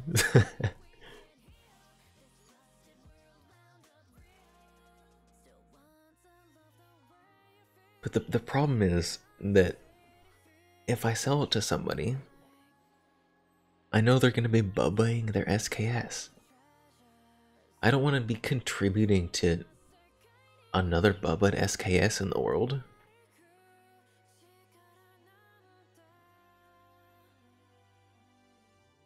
Although I guess if they've got their heart set on it, they're going to do it whether or not I sell it to them or someone else does. So I guess I may as well get money for it. It would be a Chinese SKS. That's what mine is. I've got the Chinese type. Is the Type 56 is the SKS, right?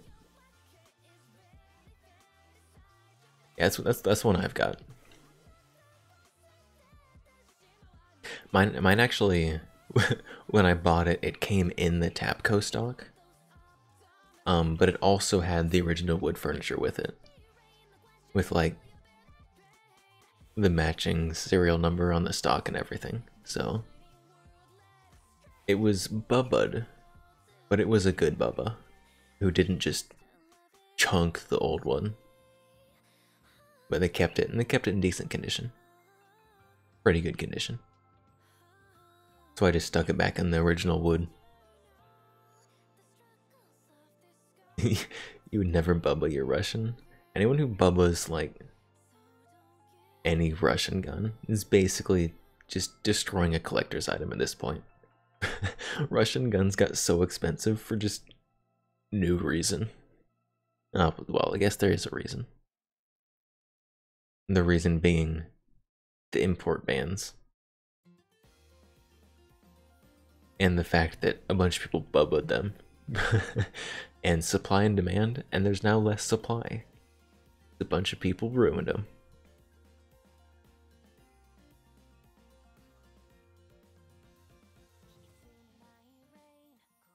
If I ever want to buy your Russian one, you'd sell them. I don't have the money to be spending on a second SKS. I've got one. I'm not collecting SKSs. Or Russian stuff in particular. I just want an SKS, just like to have one as like for my reference collection or whatever. Whatever you want to call my random assortment of guns. Yours is better. Better.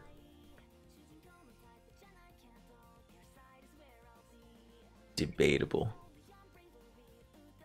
Mine has all matching serial numbers, including the stock, which was serialized for some reason.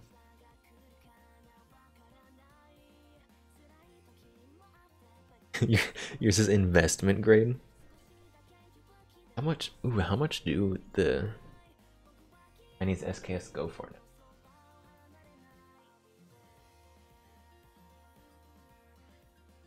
It is a Type 56.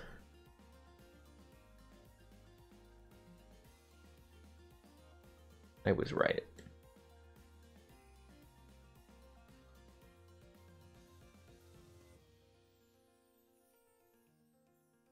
Wait, hold on. There's two different Type 56s.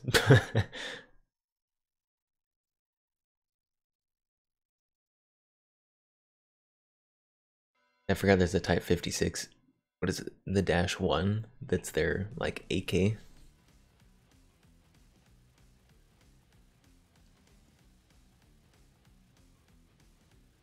Oh, what on earth?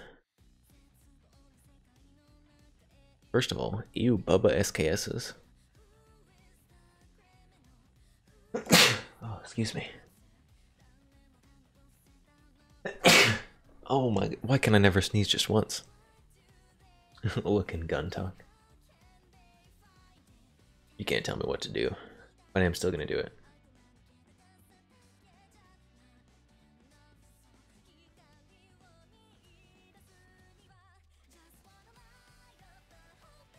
What do we got here? Mosin and an SKS. Oh, it's got that nice dark wood.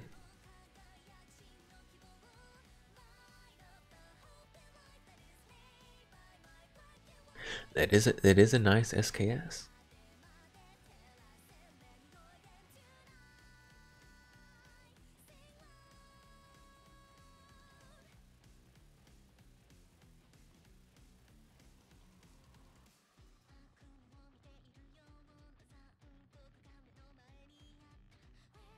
You'd sell it. Probably not for any price I'd offer. Because I have already spent too much money on guns recently.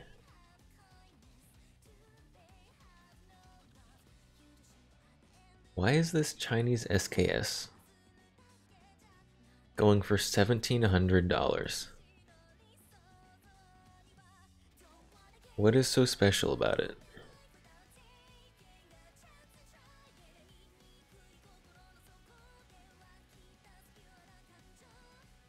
Tell me why this is special.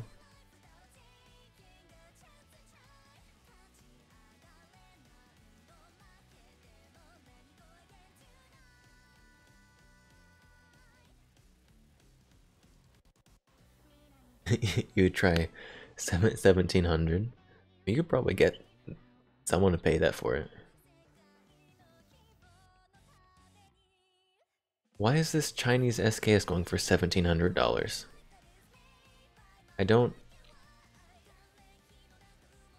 Like, I can see it's in good condition.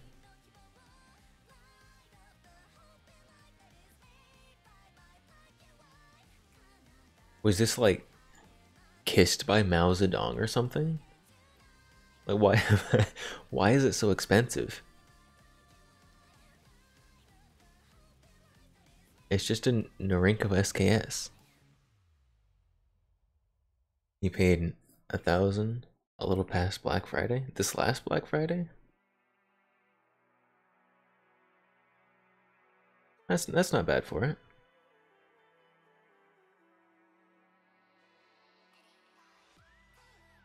Are those guns? These are guns. Except this one. This one is just pieces. Not a real gun yet. I've kind of got a mess out right now.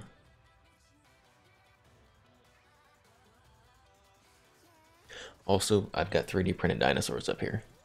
Because I just got a 3D printer, and that's all I've been able to print well. Eventually, I will graduate from 3D printing dinosaurs to 3D printing guns. What gun piques my fancy? Almost all of them. But the ones on the table, we've got a parts kit for a VZ61, obviously unassembled and incomplete. We've got a Mac 11 here underneath my VZ61 holster. I guess I can just move this. And a Taurus Judge Magnum over there. Show the almost legal pistol. Everything I have is 100% legal. Nothing is almost legal. Unbelievable.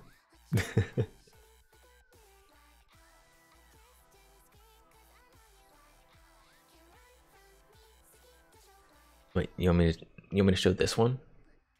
This is the semi-auto version because I did not spend $20,000 on an auto one. But it's awful, and I love it. AR pistol. That one's not right here.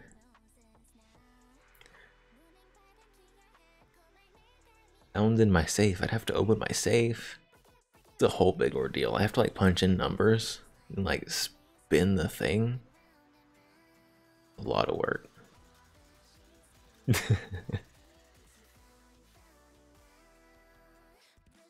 Yeah, you got a Glock 17 and 19, Colt 1911, and a Benelli semi-auto. Which Benelli semi-auto you got? You got a M4 1014, Super Black Eagle. They have a lot of them, don't they? The Nova's a pump, I think. 1014, nice. The real question now is, did you buy the adjustable stock tube? Is your stock adjustable? Destructed, you go back to work? Alright. Good luck at work. Stock 2. Is that the adjustable one? I don't know. I just know that they generally sell with the not adjustable stock for some reason. And you gotta buy the adjustable one for like 200 bucks. You like quad loading? You quad load the Benelli? That one's pretty hard though, right? Because it's got a fairly small loading port, right? That's a high difficulty one. I am very bad. I am awful at quad loading. I just stick them in one at a time like an old man.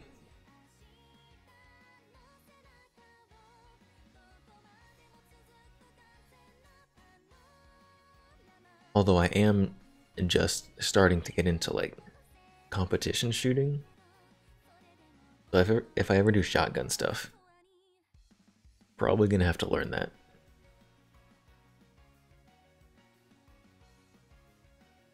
Or I can just use a mag-fed shotgun.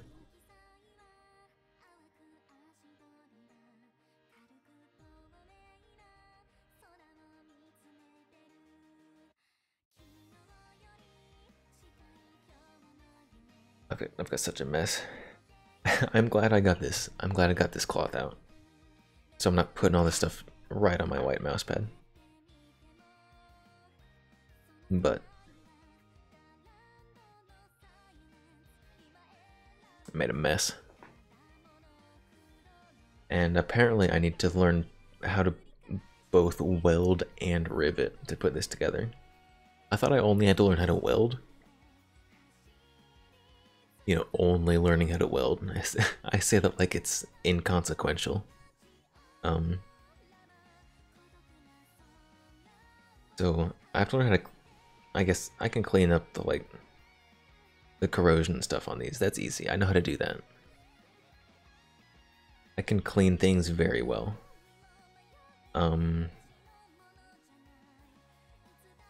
Hopefully my acquaintance who knows how to weld will teach me that.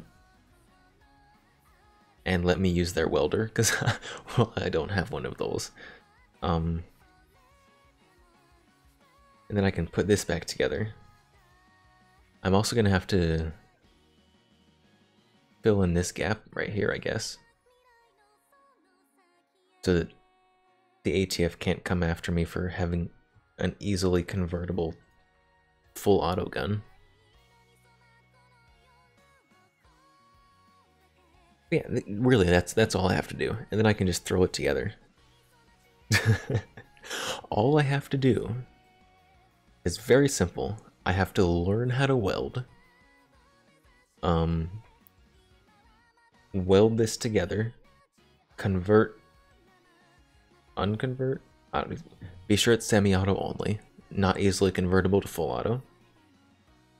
Then I have to learn how to rivet. So I can put the trigger guard on, because apparently you have to rivet that on.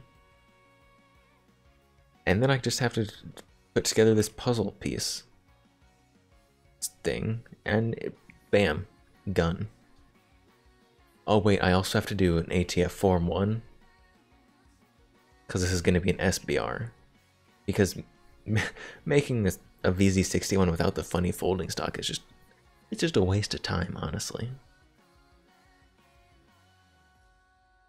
But yeah, that's all I have to do, and then I will have a just super sexy gun. That's it. That's all I have to do.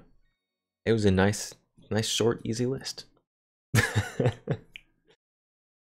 Oh, I have gotten myself quite the project this time.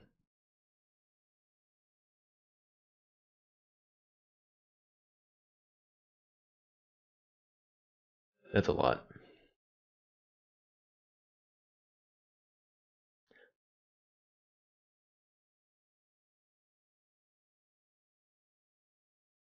Oh well. Gotta start parts kit somewhere. And this is one of the easier parts kits. Because it's close bolt. And it has a semi-auto function. So I'm not like redesigning the gun. I'm just disabling part of it. As opposed to like a PM63 or something, where you have to like drill holes through the bolt and add firing pins and hammers and stuff.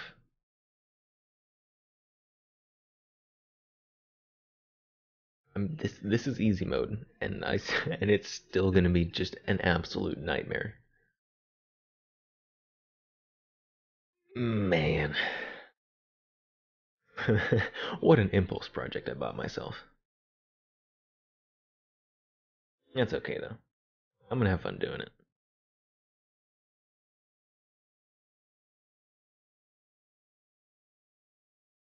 It's just gonna be a lot. It's gonna be so worth it. It's gonna be such a sexy gun when I'm done. I am actually very excited for it. I also need to buy magazines, actually. Where do I get magazines for it?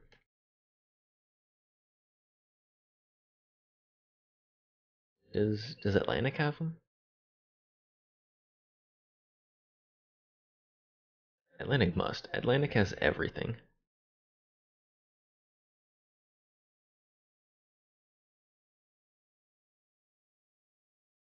They not?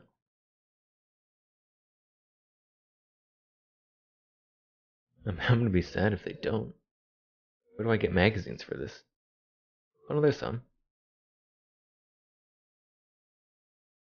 $75? What? I don't want to pay that much. I mean, I will. I don't want to pay money.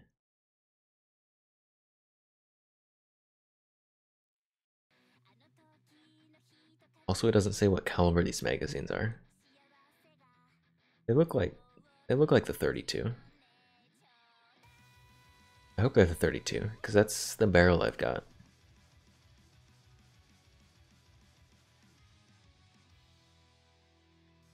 I would like to get a 10-round magazine and two 20-round magazines for this.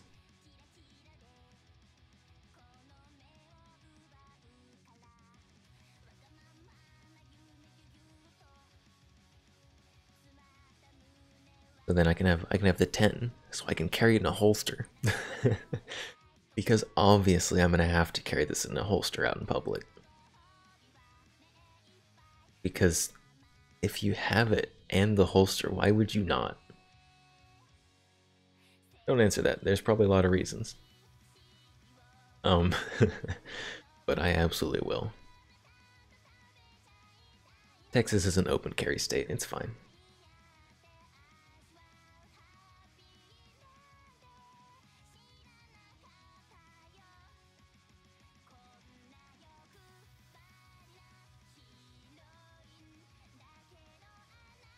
Hmm. 765 is 32. Yeah, it is. If I bought the magazines from Atlantic, 220s and a 10, well, that one's sold out. Man, how am I supposed to buy it if it's sold out? That's the funny part. You can't. Where do I get a 10-round magazine? Can I get two 10-round magazines? Oh my goodness. The singles of the 10-round magazine are sold out, but I get a 2-pack. That's annoying. They'll only sell me it in 2s. Cost almost twice as much. That's dumb.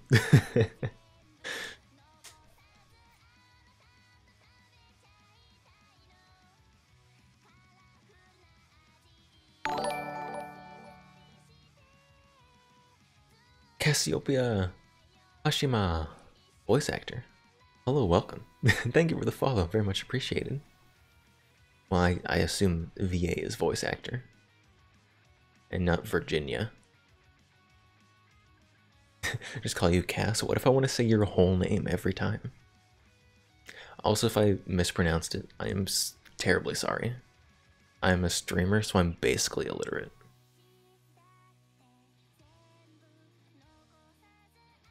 I aced it. Let's go. The most literate streamer. All right. Yes, welcome. We've just been talking about VZ61 parts kit build basically for like 2 hours.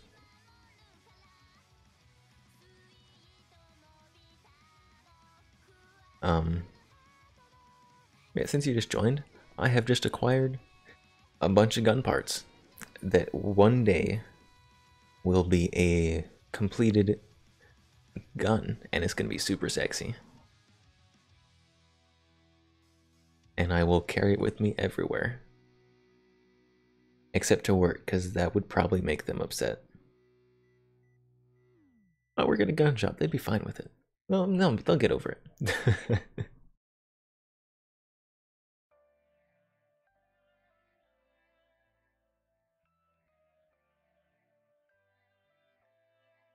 Now I need to learn how to weld. How to weld.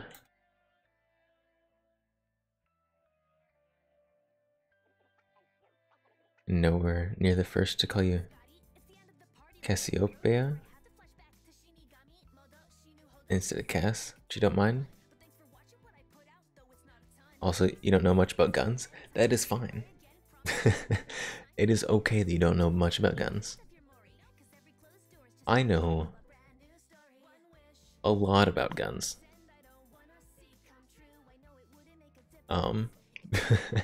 It is my job and my hobby and my passion.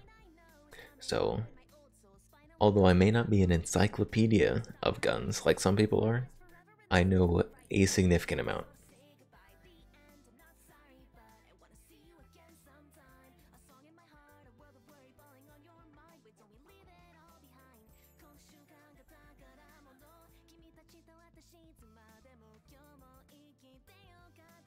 A wiki how on how to weld? Probably just gonna have someone show me. I know someone who knows how to weld. That doesn't mean we're not gonna watch a video on it. Welcome to Weld.com. I gotta throw this out here for the young guys. Weld.com. This is YouTube.com. Guys are just getting started, or the old guys are just getting started. When we start out processes here at the college, people think I'm kind of rough on them or whatever, but I don't care what process we start out with. We need to be able to run straight lines consistently. Straight lines. We're running width, lines. Same height. Doesn't matter what electrode. 60-10, 60-11, Man, that is a 13, 70-14. I can't afford one of those. 70-24. I need to borrow someone's welder. And I see some people that start out, and I don't know.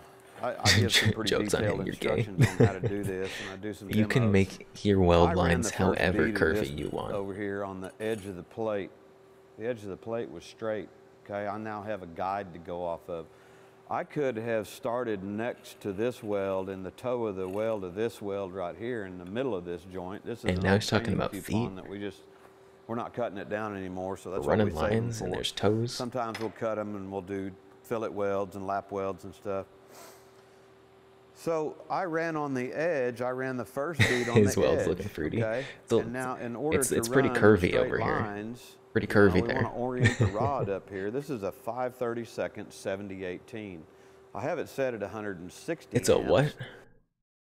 5/32 70-18? Are you gonna you're not gonna tell me what that means? What does that mean? And I want to orient this where I'm running. I'm going to set it down in the toe of the previous weld. 2319. Okay? I want to blend into this weld about halfway up, and I want to run a straight line. Okay? Same width, same height. If I change my travel speed and start going real slow, this bead is going to widen out. Okay? If I change my travel speed and race forward, the bead is going to 2:56. narrow up a You're little good. bit. I'm not going to get I don't the know what blend time it is. either. Oh, it's the same By time. the way, if you're looking at Welcome this to on the same camera, time you're zone. thinking, wow, that's rough. That looks kind of stupid there. Well, it probably does because it's got slag dripped over the edge. And I'll clean Slag. that up after a while. What a- Matter of fact, I can clean it up while I'm talking What a to you. gross word. Boom, I'm done. Edge of that weld is kind of just barely hanging over the edge of the plate there, okay? So, He just bad habits. removed it with an axe. Welding is more manly than I thought it was. I didn't know you used axes in welding. Do it again. Just kind of just barely hang. And I'll clean that up after a while. Matter of fact, I can clean it up while I'm talking to you. Boom, I'm done.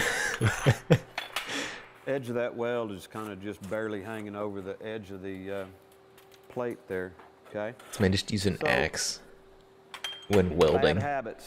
Bad habits to get into. Post weld. Toward yourself, I think anyway. You know, later on we will learn how to He still used an manipulate all axe positions and in the everything, welding but right process. now, That's awesome. let's concentrate on doing this, and hopefully we'll see some slag peel out of it too.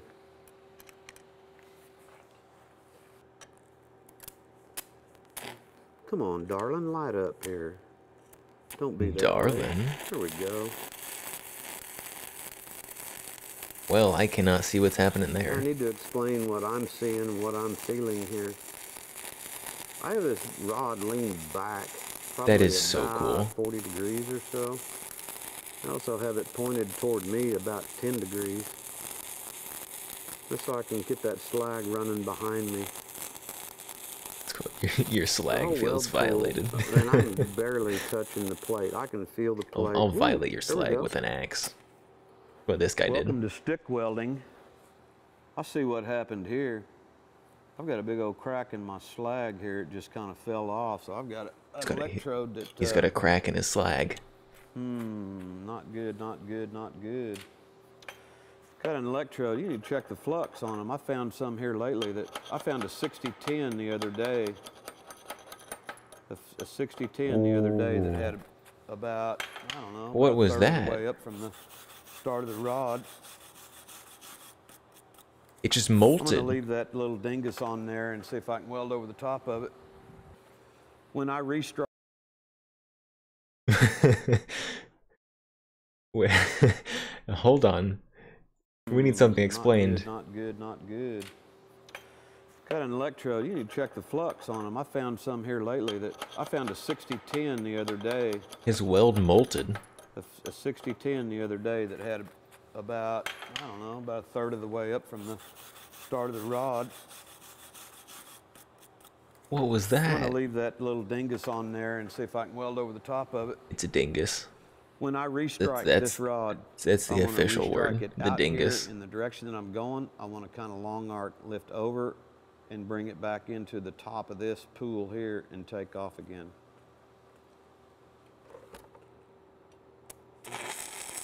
All right, and he's long arcing it over and bringing it back to the pool again. I definitely know what that means, Yeah, we're back in business. but it looks really cool. Again, I think I was just getting ready to say I'm barely dragging the rod, touching the material, barely. Last thing you want to do with one of these rods is gouge the plate. Now here's something to pay attention to when we come out here and terminate the weld. Please do not get into the habit of running this crater out here on the edge of the weld and blowing it up. Run the rod back in and fill that up a little bit. Please, please do that for me. Got to be sure to run the It's rod good in. craftsmanship. I was using an axe again. Not getting a slag peel, but it doesn't take much to get Oh, is this that off here. is that stuff on top? That's the slag. Okay. Okay. Also, what this is The training slag you, is the molting. you may not realize it yet, but this is training you to run multiple beads when you go to build up a big fillet weld. What's a fillet weld? Oh my By goodness. the way, right here is our restart where we stuck the rod. I'm good at sticking rods. Sus. Run one more. He's good at sticking rods. He's running them deep. This doesn't look too hard. I think I could do this. If I had the right tooling.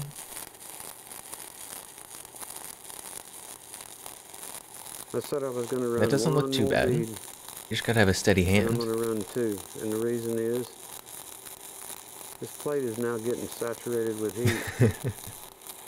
So I'm seeing a slight difference in the size of my There weld seems to be a lot tool. of innuendo in I'm watching welding. the drag lines or the freeze lines. It's where the Probably weld tool turns from unintentional. bright red, dark red. There's a lot of innuendo in a lot of things, though. I'll be honest.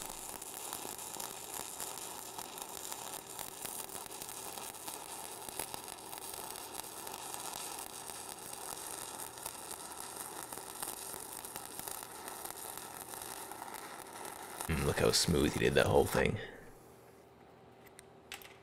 And then he ran it back right there at the end. Hey, looky there, a little slag peel. Wonder what this stuff tastes like. Better not. Okay, here we go. Here's a little slag peel right here. Looky there. That's always fun. Look at that man's Always nice like to have slag. my slag like that. Don't be one to beat the daylights out of your slag. If your slag's not coming off your beads, especially these rods right here, 60-13, What is 60-13? 70-14, 70-18, 70-20. What do those numbers mean? There's no What are the reason magic to beat the numbers? daylights out of it. Matter of fact, it's dangerous. This stuff 70-14. What does that mean? What is 70-14?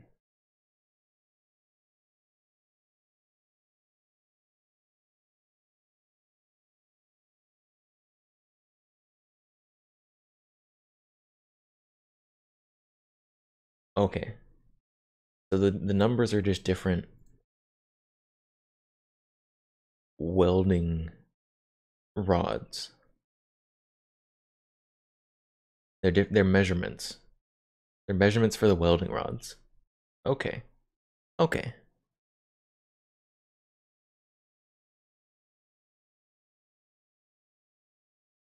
All right. In the medical field, everything is sus. I mean, in the medical field, you got to be able to talk about somebody's junk and not giggle. You're heading off, though. Have a nice night. Yes, thank you for stopping by. Thank you for the follow, and have a good night. Sleep well. If you're going to sleep. beat the daylights out of it. Matter of fact, it's dangerous. This stuff stays hot for a long time.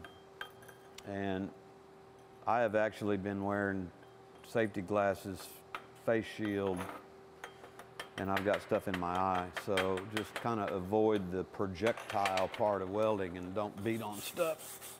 Avoid Plus, it makes it a lot projectiles. quieter in the weld There's shop, and your projectiles? welding instructor will appreciate it. Nothing makes a welding instructor more irritable than somebody banging around on the plate all the time. Okay? I know this rascal is super hot. Super hot. I'm gonna leave the machine the way it is, 160 amps, but I'm gonna go take all the heat out of this plate. Okay? I'm just gonna dip it real quick. I just wanna get a lot of that latent heat out of there. Be right back. Oh, he's dipping it in like water or something. Come on. I must have a slag coating over the end of these old rods here. Okay, I went over and cooled the plate off. I left the amperage alone. I'm still running the same size rod. And I can tell this different bead shape, and that's fine. It's close. I can feel the rod touching the toe of the previous well. I'm using it as a guide. His rod is touching the toes. He's touching the toes with his rod. Not quite as steady as I used to be. Oh no. Say it again. And not me sweet. I'm using it as a guide. I can feel the rod touching the toe of the previous well. I'm using You can it feel as his a guide. rod touching the toes. If you see me weaving slightly back and forth, because I'm old and not quite as steady as I used to be.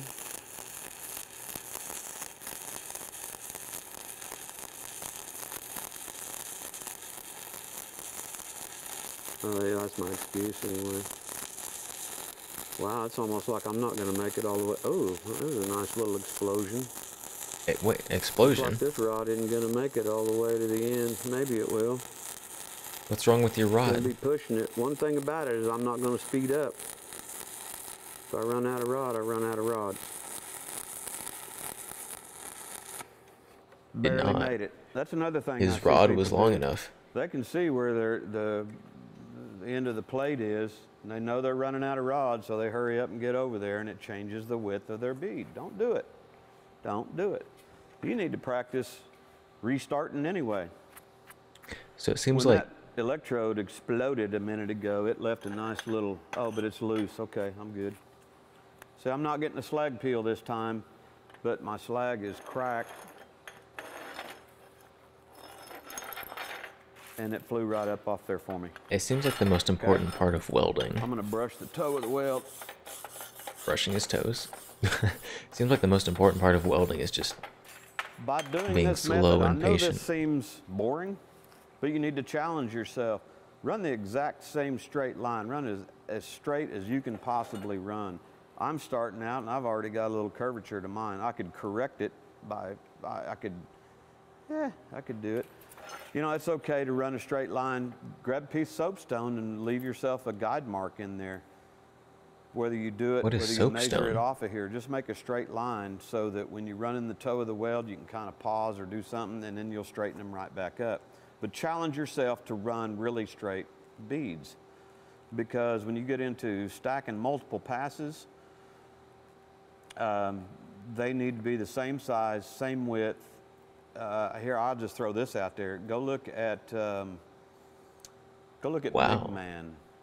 Let's call out Migman on Instagram. Those are some Go look at pretty- some of the work some he pretty does good-looking on welds, I these think. enormous beams work and stuff. And look how straight his multiple pass welds are. Absolutely phenomenal quality. So my whole point Did is he just when you're fill learning, that with challenge welds? yourself to go do straight That's quality awesome. work. And from there, we'll teach you how to do some weaves. There's very few techniques. What's a in welding weave? as far as motion. Besides something that very few of them people that put on you their really head. need to know. I know what the textbook says. I know what the textbook says, but I don't know what the keep it textbook says. simple, okay? Thanks for watching. I hope this helps. Bob Moffett with Weld.com, welding instructor with Cali College in Ark City, Kansas. Thanks for watching the videos. Four Make sure you types of welding.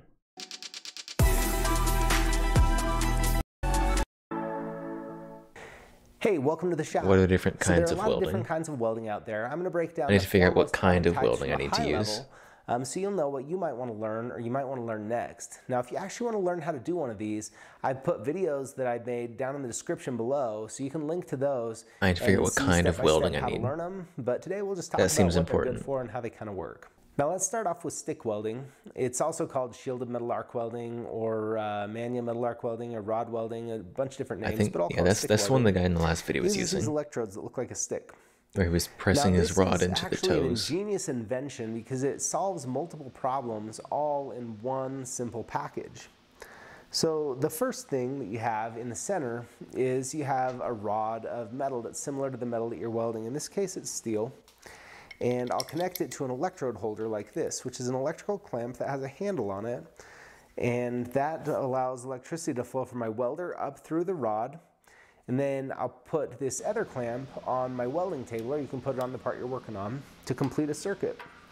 And so you just touch the end of that rod there, and that makes a short circuit and will create a spark that starts an arc. And the arc is where electricity jumps over a gap and creates a tremendous amount of heat.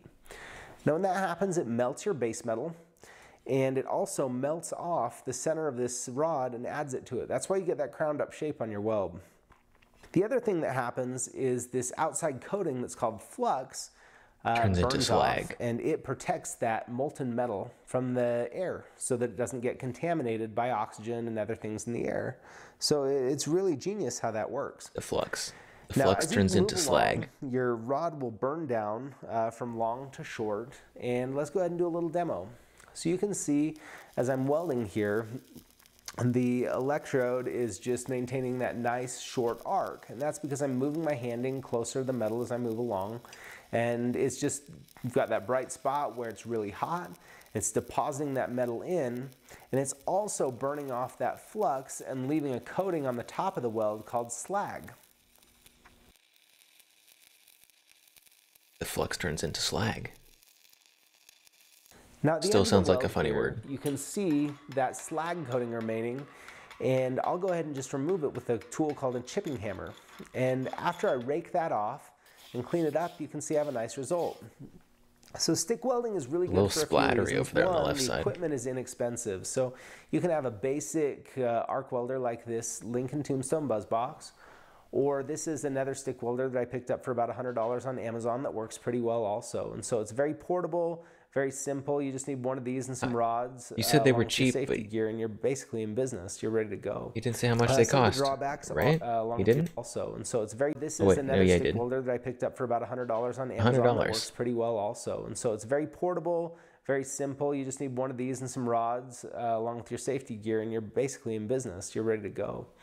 Some of the drawbacks are that slag coating that it leaves. So I wouldn't use it for like auto body sheet metal. That will be more of a challenge than other processes. I also typically won't stick weld anything that's thinner than about 1/16 of an inch or 1.5 millimeters, though you can if you do it right. But I usually try to avoid that because it becomes 1/16 pretty of an challenging inch. to avoid burning through.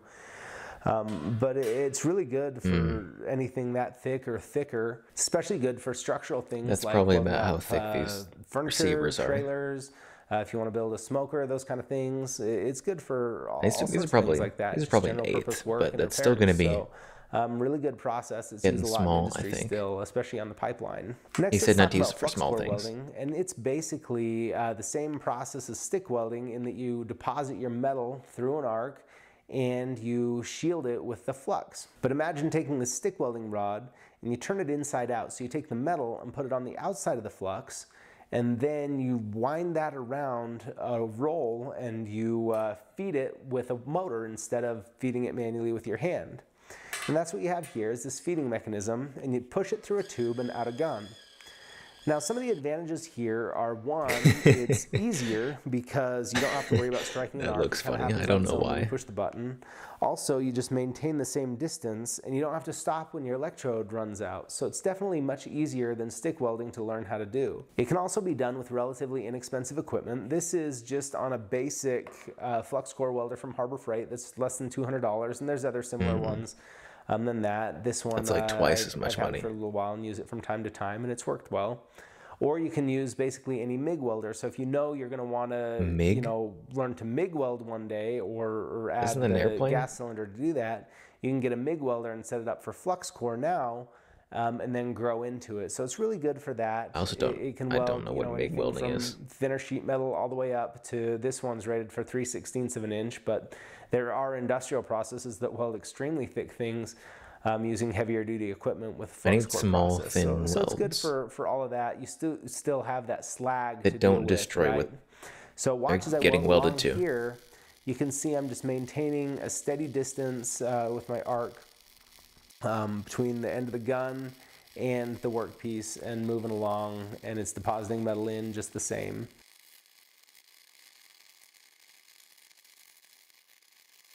And at the end, after I remove my slag, I got a pretty nice result. Now let's move on to MIG welding. This is the process I use the most in my shop because it's fast to run, it doesn't leave any slag coating, and the reason for that is it doesn't use a flux. So let's look at the equipment here. You can see that there's this roll of wire, and it looks like copper wire, but it's actually steel wire coated in copper to protect it. And that wire happens gets to the copper? fed through and out a gun the same way as with the flux core welding, except this time there's a nozzle around the outside and shielding gas, which comes out of a gas cylinder, and that's either carbon dioxide Well, that or sounds argon or a expensive. mixture of the two most of the time. that gas will protect the weld pool instead. That's nice because you don't get the slag. So it's really good for anything from thin sheet metal. It's is great having for slag auto body that work. bad, It's though? great for all sorts of things. Clear out. Auto body my work. machines will run 3/8 of an inch thick material in a single pass, running on 240 volts. So that's with a relatively small machine. So it's good for many things. You can see as I weld along this seems here, I'm this seems just, like doing the a more small precision. oscillating motion. And This is it's like the more filling in that precision kind of weld, but I welder. don't have that slag on the top. And so after I'm done, it's just really nice and clear and clean. Now, one of the drawbacks to MIG welding is it'll be more expensive than either flux core or stick welding for the equipment, because one, the machines are typically a little more expensive, and two, you need that gas cylinder to go along with it. So keep that in mind when you're making your decision. But like I mentioned before, you can start out with just the machine and run it on flux core wire, and then get the gas cylinder at some got point funny when holes you in want it. to. I think it's you also messed less up. portable because you need to take that gas cylinder with you. Finally, let's talk about TIG welding, or gas tungsten arc welding. It's often I've heard of called. this one, I think. And imagine the MIG gun that we had before, because it has the gas nozzle that comes around the outside, but instead of wire feeding out through the center, just put an electrode that won't melt. And this is made out of tungsten alloy, and it's similar to, in a light bulb, you'll have a tungsten filament because it can get hot and not melt in an old-fashioned light bulb. And so I think for what you can create that arc and I'm concentrate doing, the heat there, and you probably want to do decouple that from flux adding core. metal to it. And so that makes it work really well for precise work where you want to have really I fine think control. really I'd want to so do it's the MIG. most well controlled and precise of the processes, though the most challenging to learn. So Nope, that in order one. to add that filler metal, Nope, you'll not that just one. use an additional Challenging to rod, learn. and you'll feed that right into your weld pool. So watch as I run this here. I'm just creating that weld pool, and as I move along, I'm just adding that filler metal right to the leading edge of the weld pool here on this steel weld coupon. And you can use It's TIG like welding for soldering. aluminum. It's the ideal process for welding aluminum, but you will need to get a machine that'll output alternating current, or AC, as well as DC, and that'll increase the cost of the machine. It looks So like soldering. as far as cost goes, there's a gas cylinder similar to MIG welding, and TIG welding machines are, in a similar price range to MIG welding machines, with the alternating current options being on the higher end of it. So, you're fairly similar there in terms of price for the machines. And portability, one thing to keep in mind is almost all TIG welding machines can be used to stick weld. So I've taken my TIG welder before and just used it for a stick welding job. So that is an option for you if you get that. Now let's just talk for a second about multi-process machines. And those are machines that are available to do so more complicated. than one thing. Like I said, pretty much any TIG welder will stick weld also. I borrow And someone's now there are welder. machines that are MIG, TIG, and stick, and they'll run flux core also. So you can do all of these with one machine. And Anyone to do just welding. one thing to keep in mind is those typically on the TIG function might be a little more limited in the way that the arc starts. They're usually a lift arc, and we don't need to get into too much detail on that, but it isn't as good as some of the dedicated TIG machines as far as starting your arc. Also, another challenge with those is they will usually only output direct current for TIG, so you won't be able to weld aluminum very well with those multi-process I don't care about aluminum. machines. Though there are This a is few steel, I that will think. output alternating current as well and do everything. So just make sure you know what you're looking for. I probably should figure out what and kind, that it will do shouldn't I? what you're going to want to do with it. One last thing to keep That in feels- mind that with the feels important multi-process for machines welding. is your MIG and TIG shielding gas will probably be two different types of gas.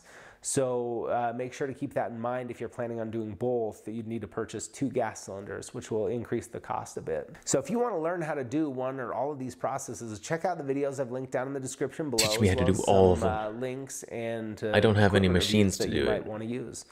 We'll see you next time.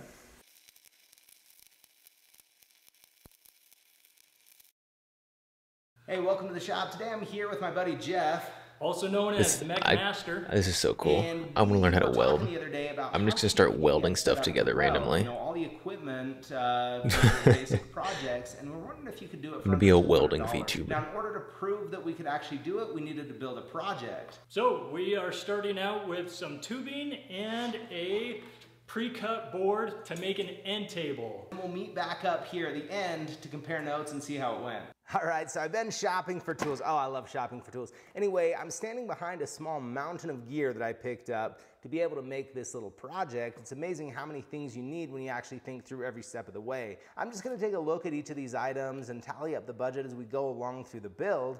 But before we do, just tell me how much it everyone's costs. wondering what kind of welding machine I picked up for this. Look at this thing. It's the smallest and cheapest welding machine that I have ever bought. Now, there were surprisingly many options in the $60 to $80 range when it comes to stick welders. 60 and bucks. I landed on this That's not bad. Welder ARC 125DS, which is regular $99 but had a $40 off coupon.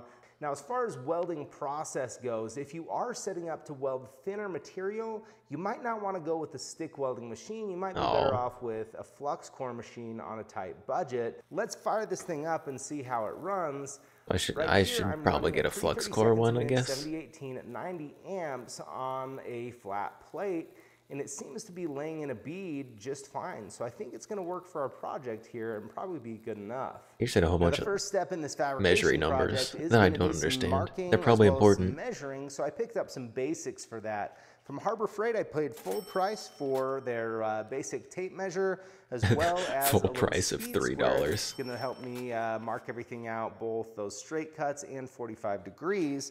And then in order to make the marks, in my Amazon order, I just got a couple of Sharpie markers. Even though they leave a little bit wider line that is perhaps less precise, the visibility of it is much better when you're using a tool like an angle grinder, which is what we're going to use. Don't you also need like I need to base start shielding off and with stuff? 45-degree miter cuts to make the perimeter for the top. And so I'll mark one end, and I like to mark two sides whenever I'm using an angle grinder to cut to help me have a guide to cut more straight. Now for cutting and fitting the material, I'm going to be using an angle grinder, and I decided to go with a kit that came with two styles of guards, one for regular wheels, one for cutoff wheels, as well as 3 cutoff wheels and 3 flap discs, all in the box for 37 bucks off Amazon. The brand is Shao, which I've never heard of before, but it seems like it'll work okay. My angle grinder is set up ready to cut. To keep myself safe, I have some basic safety glasses from Harbor Freight. I'm going to go ahead and pull out my Lincoln Electric welding gloves I picked up off Amazon, and you might not have seen this one coming, but it's a drill press vise that I got from Harbor Freight. That's just going to keep everything in place so it doesn't move I actually around probably while I'm need trying to that make too. my cuts. I'll cut here and then measure Hold the stuff my together. length, and I'm going to go about 1/8 of an inch longer. That's about 3 millimeters longer than what's necessary, because I know I'm going to have to do a little grinding and trimming up, because things don't usually come out exactly right with an angle grinder. At least not with me handling it. After this, I'll just keep cutting and cutting and cutting some more. And I have a real moment of truth here, because I don't have enough material to redo this. I just really have one shot at it, and I need to make sure that this board is going to fit down inside really well. So I've lined up all the pieces in a border around, and I've put the board in there, and overall it's fitting okay. I know I'm going to have a few gaps I'll need to fill, but I can see some places where I can just trim it down and grind things to fit a little bit better. So I spent a little time getting things making a table nicer, and then I'll mark each of the corners so that they don't slip around on me when I go to actually weld it together.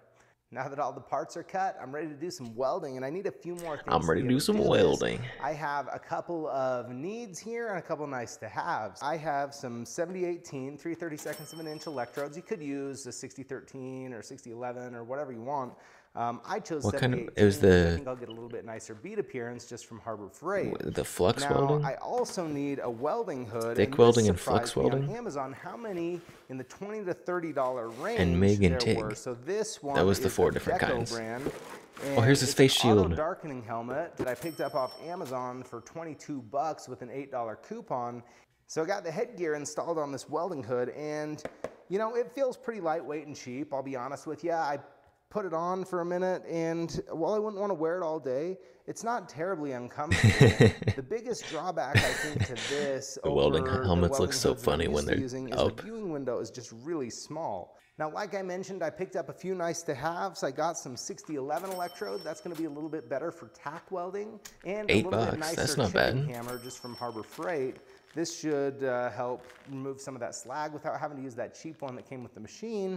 And finally, I picked up 2 welding magnet squares to help hold everything as square as I can, since I'm not able to work on my welding fixture table. Concrete floor I'm working on is obviously not flat. I think my best bet to get this thing to line up and be flat is going to be building it vertically.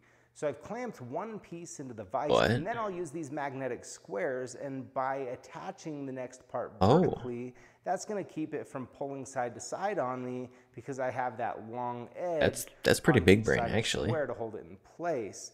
I've lined up the little notches, and then I'm going to go ahead and tack weld it in place just using some of that 6011.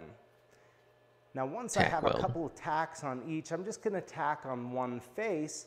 I'll put that upper bar in just using So I guess tack weld is just that one like in both sides, temporary single spot weld. Everything up, getting a couple tack welds in. Now before I add any more tacks or weld this out, I'm going to make sure that board fits in just right. So I'll set the board in place, and this is also a good check to see if it's sitting flat.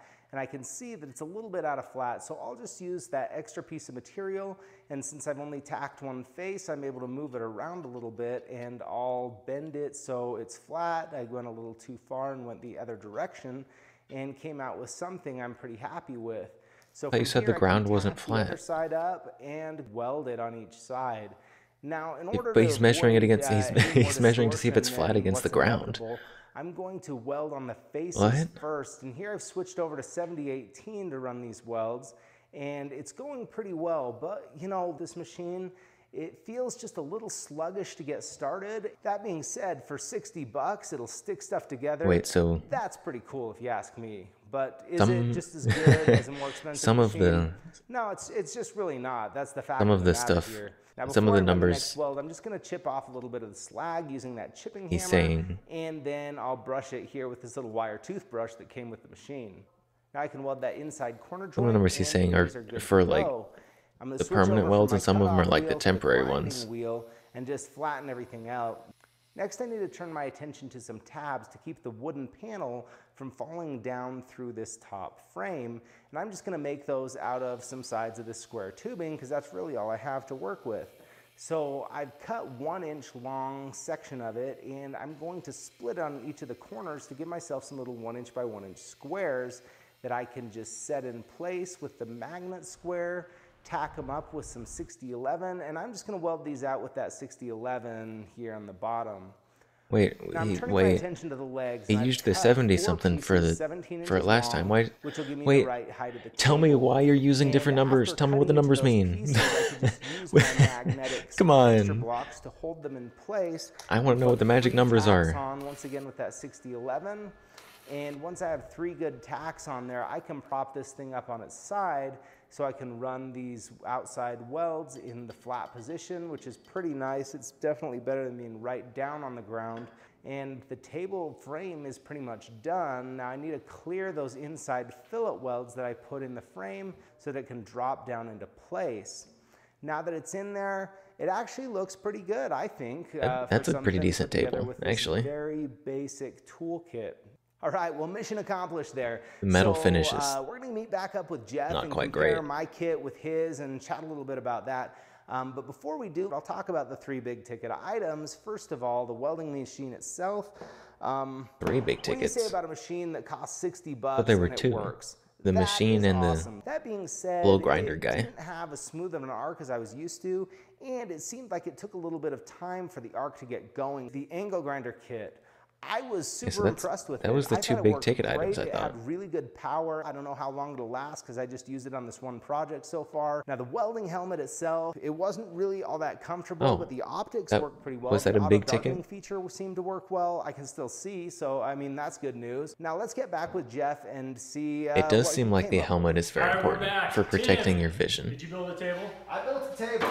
I built a table. Some of the differences, I'd say one of the big things. Wait, we're not going to know the other guys' build? I just went with some just $3.99 clamps. Something else that was different was the way we marked our parts. I thought what Jeff came up with was pretty unique. I just bought a couple of Sharpies off Amazon. I went with a straight up razor blade. So not very many people know about this trick, but just a very simple razor blade. gets you a very fine, definite line. So, Jeff, what tools do you think you'd get next? Wait, we don't get to know about what this other guy made? He got the cheaper... He did it cheaper. What would you look for? Yeah, I would probably upgrade my welder, just based on, you know, duty cycles and the ability to get some of those extra features. How about you? What would you get? Well...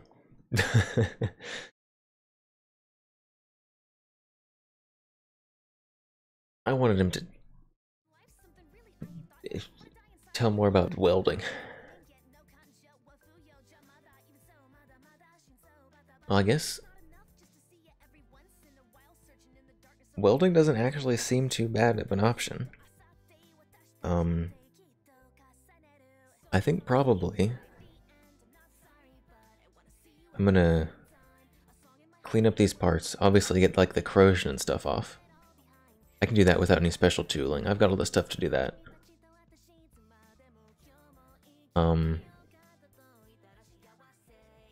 Obviously I need a magazine to fit the magazine well properly. And then I guess the actual welding process didn't seem too hard. I need to be sure to not like destroy the actual thing. That seems like the biggest concern.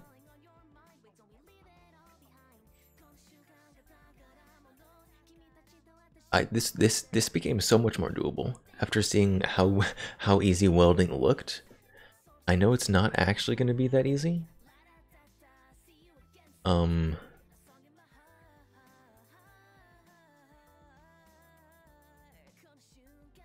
But it looked pretty easy in theory. Aside from just all the different numbers that they were spouting off that like they used for different things, which I just have no idea of. But if I can find someone who knows welding, then they can just tell me what all that means.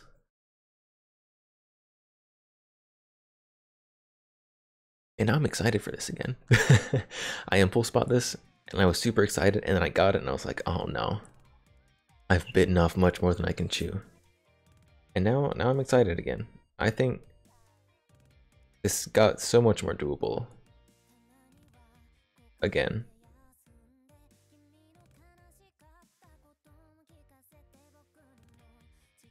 So that's awesome.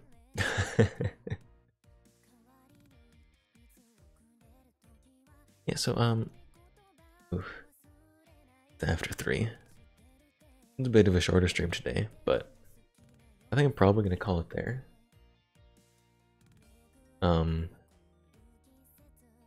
We're gonna raid out here. See, how do we raid?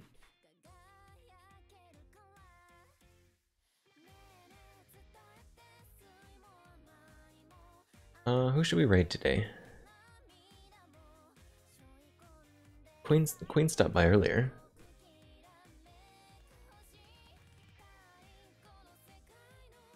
I think we're gonna raid Queen. Let's be sure she's not ending stream. Nah. At least not too immediately, because she's in the middle of a hunt game. We're gonna raid Queen. Heavy Metal Queen. So, thank you everyone for stopping by today, watching me just ramble about gun. We learned a lot today. This was basically an educational stream.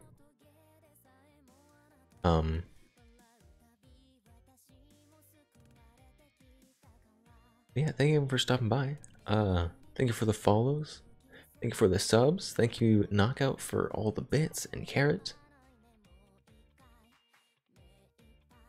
And I will see y'all next time. So, until then. Wait, what day is it? This was Friday stream, so I will see you all on Sunday. Until then, take care of yourselves, and I'll see y'all later. Bye.